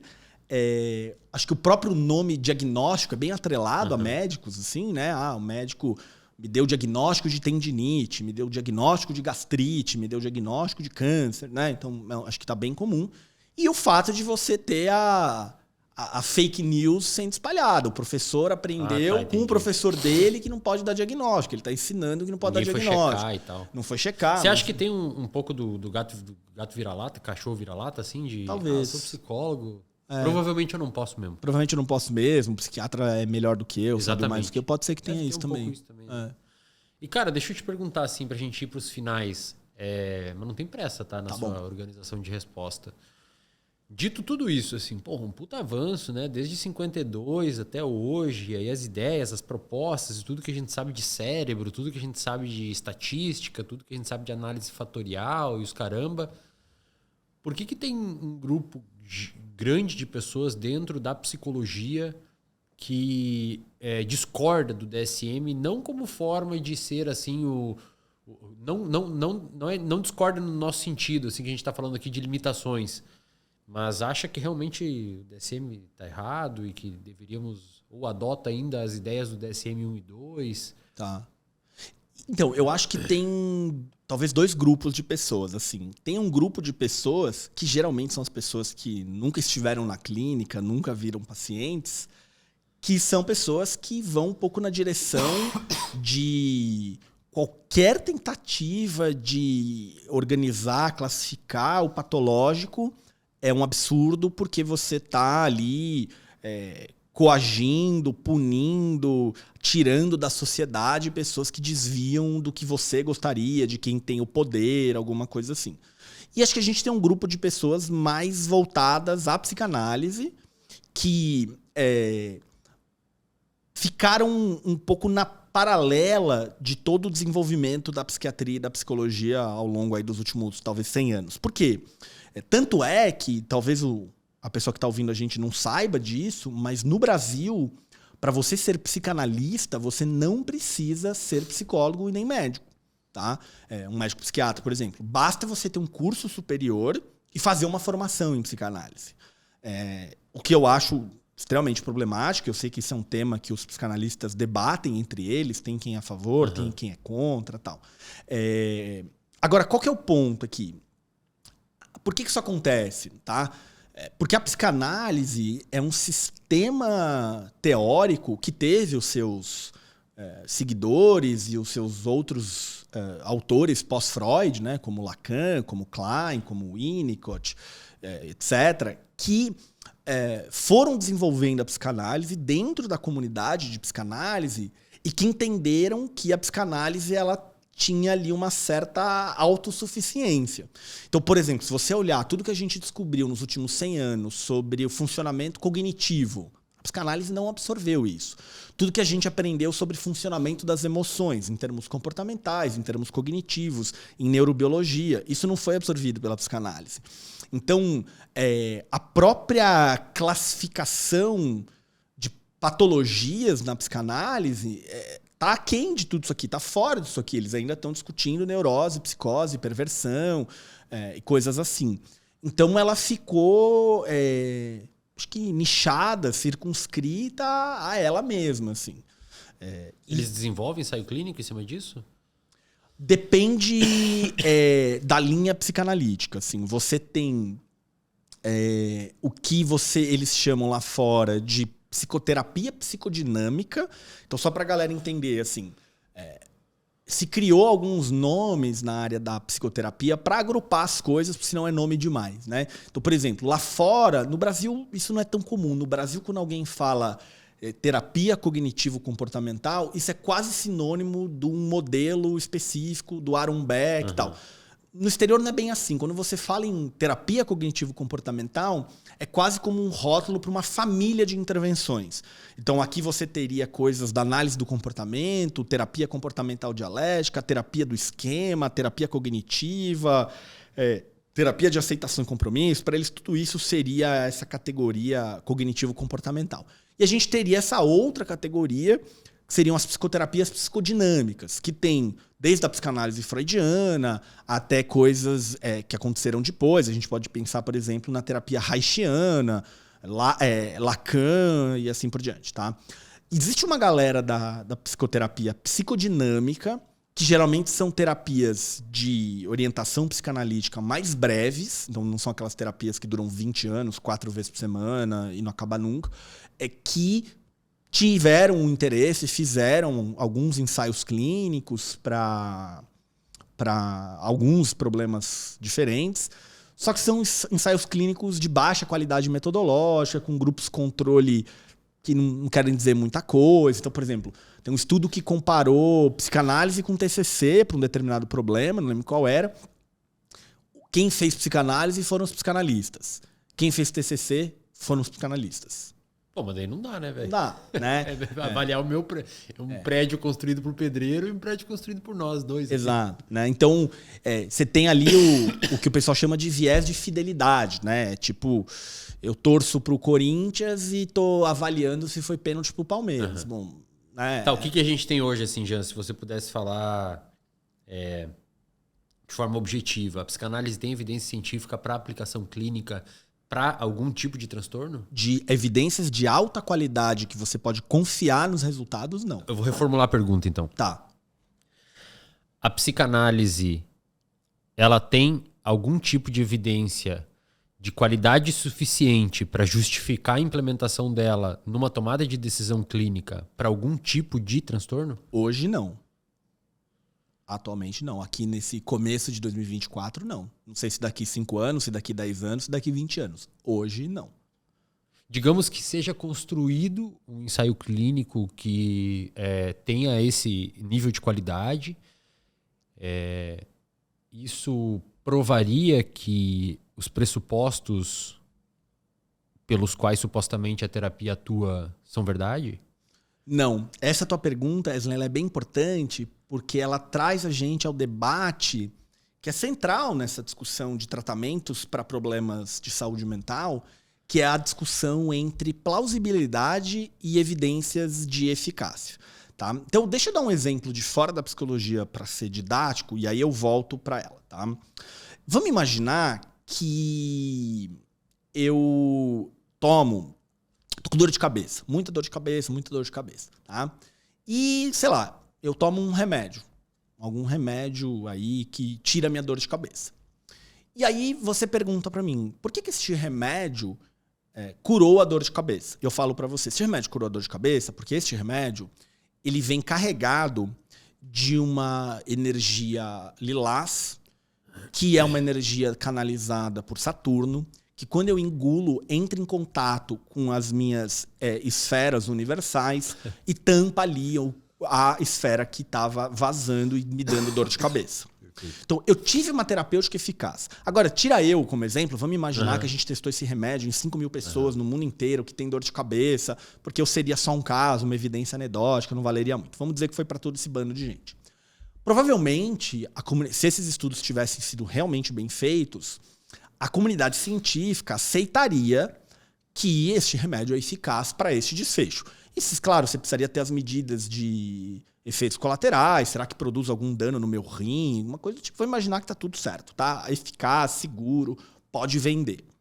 Isso não torna a minha explicação da energia lilás, do cosmos, sei lá do quê, plausível, verdadeira, aceitável sob a ótica científica. Tá claro esse exemplo? Então vamos voltar agora para a psicanálise, tá? Vamos imaginar que a gente tivesse no futuro, aqui, daqui 30 anos, e você me trouxesse aqui uma pilha de 30 ensaios clínicos, todos de extrema qualidade metodológica, comprovando que a psicanálise foi altamente eficaz. Sei lá, vamos pegar aqui, depressão, tá? Só como exemplo. Legal, tá provado, assim, avaliamos a qualidade metodológica, isso é indiscutível. Agora, a prática desse psicanalista ou desse grupo de psicanalistas, nessas milhares de pessoas, nesses ensaios clínicos fictícios, partiu de alguns pressupostos que a psicanálise tem. Que a gente precisa avaliar a sua plausibilidade, do mesmo jeito que a gente avaliou a plausibilidade da energia lilás, lá da aspirina, por exemplo. Então, isso torna plausível a concepção psicanalítica de que todo menino tem inveja, que todo menino tem um desejo inconsciente de transar com a mãe e matar o pai. Isso torna verdadeira o postulado do Freud de que as meninas têm inveja do pênis e gostariam de ter um igual, ou de que os meninos têm medo de ter o seu pênis castrado, e que tudo isso, na verdade, é inconsciente, ninguém sabe de verdade disso ali do ponto de vista consciente. Isso torna verdade que os sonhos, eles são representações ou manifestações fiéis dos nossos desejos, conflitos inconscientes? A resposta é não. Eu precisaria provar que todos esses mecanismos, projeção, recalque, abreação, id, ego, superego, eu precisaria provar que esses construtos, eles de fato existem, esses mecanismos, eles existem. Estão em algum lugar lá. Estão em algum lugar, do mesmo jeito que a hora que você toma aspirina e agora, em vez de você olhar para a energia lilás do cosmos, você vai dizer assim, ó, esse comprimido aqui libera tal substância que inibe o canal de sei lá o que do potássio, aí você saberia muito melhor do que eu, certo? Então, aí sim eu tenho um mecanismo que é plausível e mais do que isso, que eu posso verificar em laboratório, que eu posso verificar empiricamente, certo? E aí a discussão é, tá, mas espera aí, mas não funcionou lá nesses trocentos ensaios clínicos fictícios? Verdade, funcionou. Mas agora, e a plausibilidade? Não é plausível, certo? Não é plausível. Legal. Então, o que explica essas terapias terem funcionado? Alguma outra coisa. Né? Outros mecanismos, outros processos, que talvez a ciência já tenha desvendado, que talvez ela venha desvendando. Por exemplo, a gente sabe hoje, isso a gente já tem pesquisa básica mostrando, que uma das coisas que terapeutas mais fazem, e até onde eu sei, todas as escolas de psicoterapia fazem isso, é dar validação emocional. Então, a validação emocional é quando eu mostro ali para o meu paciente que a forma como ele pensa, ele sente, ele faz as coisas faz sentido, é coerente, tem alguma justificativa.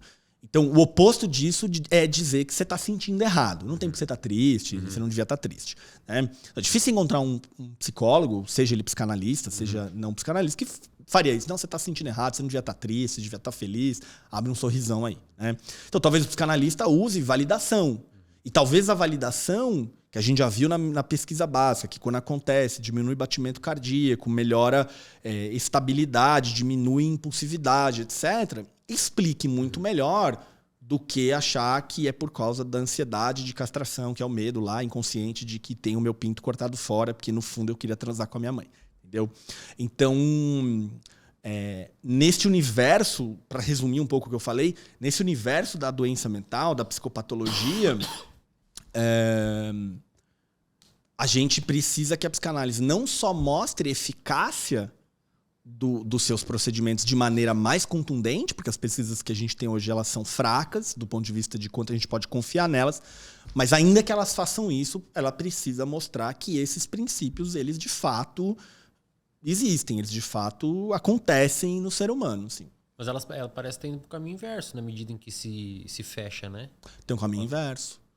Porque aí você até perde capacidade de insight para tentar avaliar uma coisa ou outra. Exato, e tal. Exato. E aí tem um risco, Wesley, que acontece, e isso não acontece só com a psicanálise, isso acontece em muitas comunidades, e que o avesso da ciência de pares e de autocorreção, e de troca e de críticas, que é a seguinte, pensa comigo, ó, imagina que eu tenho aqui uma proposta, a psicanálise, certo? E aí eu falo sobre ela em congressos de psicanálise. Eu publico em revistas de psicanálise.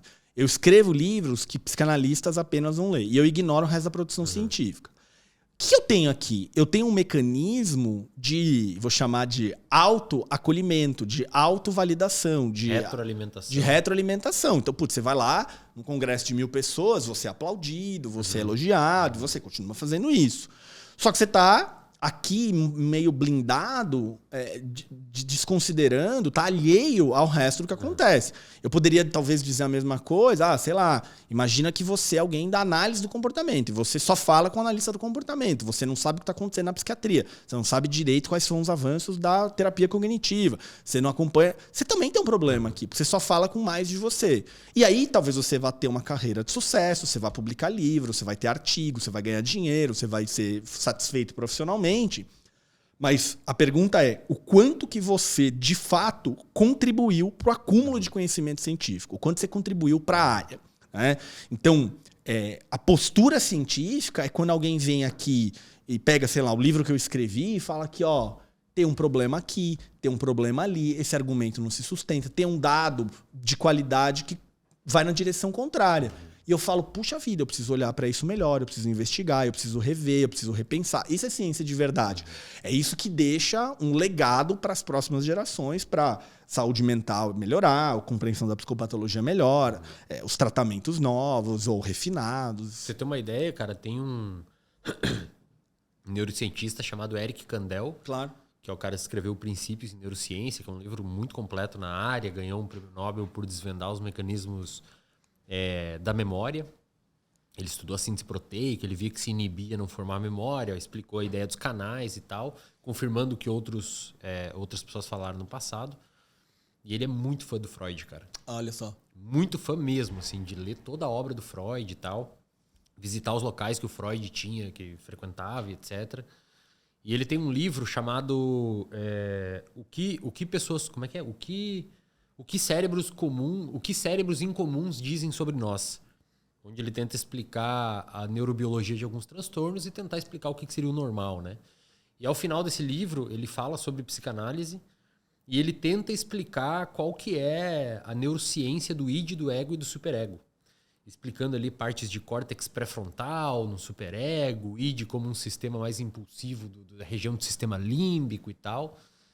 Eu não sei quanto da comunidade da psicanálise leu esse livro do Kandel, ou sabe do Kandel, ou sabe quem é o Kandel. Uhum. Então, o que eu quero dizer, assim, de fato, você se fechar nessa bolha, muitas vezes você nem sabe que, eventualmente, alguém num livro específico, mencionou alguma coisa tentando dar um insight ali para o pessoal avançar no conhecimento. Exato. Como neurocientista, por exemplo. Exato. E por que você acha, pra gente finalizar, cara, que no Brasil é tão assim, cara? Por que no Brasil, à luz de tudo isso, a galera majoritariamente ainda é contrária a isso? Certo. Eu acho que tem um conjunto de fatores. Eu acho que não é tão simples entender.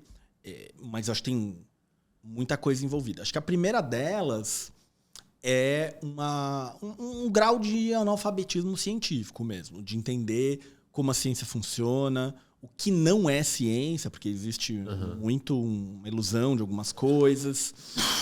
Então, por exemplo, engraçado você ter citado o Kandel, porque recentemente eu fiz alguma crítica à psicanálise e alguém me mandou uma mensagem um tanto agressiva no meu direct falando alguma coisa assim, mas o Kandel, que ganhou Nobel, gosta do Freud, fala do Freud e acha que ele estava certo. Quem é você para falar contra o Kandel, né? Então, assim, se você entendesse de ciência, você ia ver que tanto faz se é o Kandel ou se sou eu que está dizendo A ou B. O que importa é o peso dos argumentos. E dados... assim, só para deixar claro, se você considerar o tempo histórico que o Freud viveu, ele foi um puta de um cara fantástico, velho. Quebrou vários paradigmas. Exatamente. Ele inventou a psicoterapia. Exatamente. E assim, na época, o que ele tinha de recurso, a gente não sabia... Pessoal, na época dele, a gente não sabia como que o cérebro funcionava. A gente não sabia que existiam neurônios, a gente não sabia direito que existiam sinapses. Perfeito. E pro cara, nessa época, conseguir pensar dessa forma... Então, acho que o Kandel admira isso. Ele deve pensar como é que um cara naquela época lá conseguia fazer o que fez. Isso não significa que hoje, né, tem que implementar o que ele falou. Exato, que ele estava certo, coisa assim. Então, acho que tem esse grau de analfabetismo científico que é bem importante. Então, por exemplo, aqui você tem falácia da autoridade, né? Então, quem é você? O Kandel falou, então tá certo, assim. Né? Você tem também essa incompreensão de metodologia científica. Então, assim, mas tem esse artigo publicado que falou que a psicanálise funciona. Então, putz, vamos olhar para esse artigo, assim, você entende, assim, como que ele fez, que método ele usou, se ele podia ter feito isso, se isso faz a gente suspeitar da conclusão, e não no sentido do suspeitar na conclusão porque esse autor é um picareta, manipulador, tá mentindo. No sentido de erro humano mesmo, né? Você tem o picareta, manipulador, isso existe também, mas... erro humano, você erra, eu erro, o pesquisador erra, todo mundo erra. Mas está publicado e não sei aonde. A gente tem vários contra-exemplos, né? A Nature publicou artigo falando... A Nature ou a Lancet, acho que foi a Nature, falando que a memória tinha a água tinha memória, a Science, né? Então, putz, aquele artigo que causou o boom de movimento antivacina saiu na Science ou na Lancet, assim, né? Então, assim... você tem que entender mais de ciência. Então, acho que tem esse problema do analfabetismo científico, que vem junto, por exemplo, já me falaram assim, mas você está falando que a psicanálise não tem evidências ou não é plausível, mas, e o fulano? Fulano é professor de uma tal universidade, atende em consultório há 40 anos, tem 12 livros publicados, psicanálise é praticada no mundo inteiro. Você está falando que não funciona? Não sou eu que estou falando, são esses dados aqui que estão mostrando que não funciona. Assim, a minha opinião importa muito pouco. Né? E aí eu acho que vem junto muitas crenças e preferências. Acho que vem junto, às vezes, uma dificuldade de aceitar que o ser humano ele é muito complexo, mas ainda assim ele é um animal, né? Ele é um mamífero, e que a gente talvez... não seja tão especial assim quanto as pessoas gostariam, né? Quando você lê algumas coisas, por exemplo, de Freud, de Jung, cara, é muito interessante, assim, né? O dinamismo psíquico, as profundezas do sofrimento e a complexidade da mente humana. Putz, é muito apelativo no bom sentido da palavra, assim, apelativo que traz um apelo à coisa, assim, né? Então, acho que tem isso também. Tem o chamado viés do custo afundado. A primeira vez que eu vim aqui, Eslen, eu falei isso para você, né? Que é a coisa da gente insistir numa coisa que talvez não seja tão boa assim por todo o tempo, dinheiro, energia que eu já investi, né? Então, faz 30 anos que eu estudo psicanálise, eu vou mudar agora, então eu tenho um viés de continuar naquilo. Tem essa coleção de fatores, mas... embora eu seja uma pessoa na vida mais para pessimista do que para otimista, eu sou muito otimista com a psicologia no Brasil e no mundo, por ver cada vez mais pessoas acordando para a prática baseada em evidências. Quando eu falo prática baseada em evidências, eu estou falando de tudo que está em torno dela, tipo filosofia da ciência, o debate sobre o que é normal ou patológico, as vantagens e as desvantagens de um manual diagnóstico, qual a melhor maneira de desenvolver terapia, é baseado em processos, é baseado em protocolos, como mensurar resultado de terapia, qual é a melhor maneira de estabelecer uma boa relação terapêutica, como avaliar o sofrimento que é diferente de quem sofre de desigualdade social, de machismo, de racismo, de homofobia, de quem não sofre disso. Que, grosso modo, é como abraçar a psicologia sob a ótica da ciência rigorosa, da ciência de alta qualidade. Aliás, tem um episódio inteiro do Jean aqui sobre prática baseada em evidências. Se você quiser ter mais informações sobre isso, o episódio já está disponível aqui no podcast. Jean, obrigado, cara, pela presença mais uma vez. Em breve a gente vai ter mais alguns podcasts num outro programa aqui que vocês vão ficar sabendo em breve, para discutir ciência, discutir psicologia, discutir saúde mental. No mais, curtam o podcast, compartilhe com quem você acha que tem interesse, assim você reforça o nosso comportamento de vir aqui fazer isso novamente. É isso aí. Jean, obrigado, cara. Valeu demais. Vamos falar das redes sociais? Redes sociais, onde é que você tá? Eu tô no @JeanLeonardi no Instagram. Todo dia eu posto conteúdo sobre psicologia, sobre ciência, saúde mental. E tô lá também no Viver de Psicologia, que é a plataforma com mais de 250 horas de aulas organizadas em torno de um projeto pedagógico para formar psicólogos de excelência que trabalham pautado em ciência. Os links estão aqui embaixo. Deixa aí, Matheus, também o Instagram do Jean. E o meu Instagram vocês já sabem, né? Eslen.delanogari. E nos vemos no próximo episódio. Obrigado, Eslen.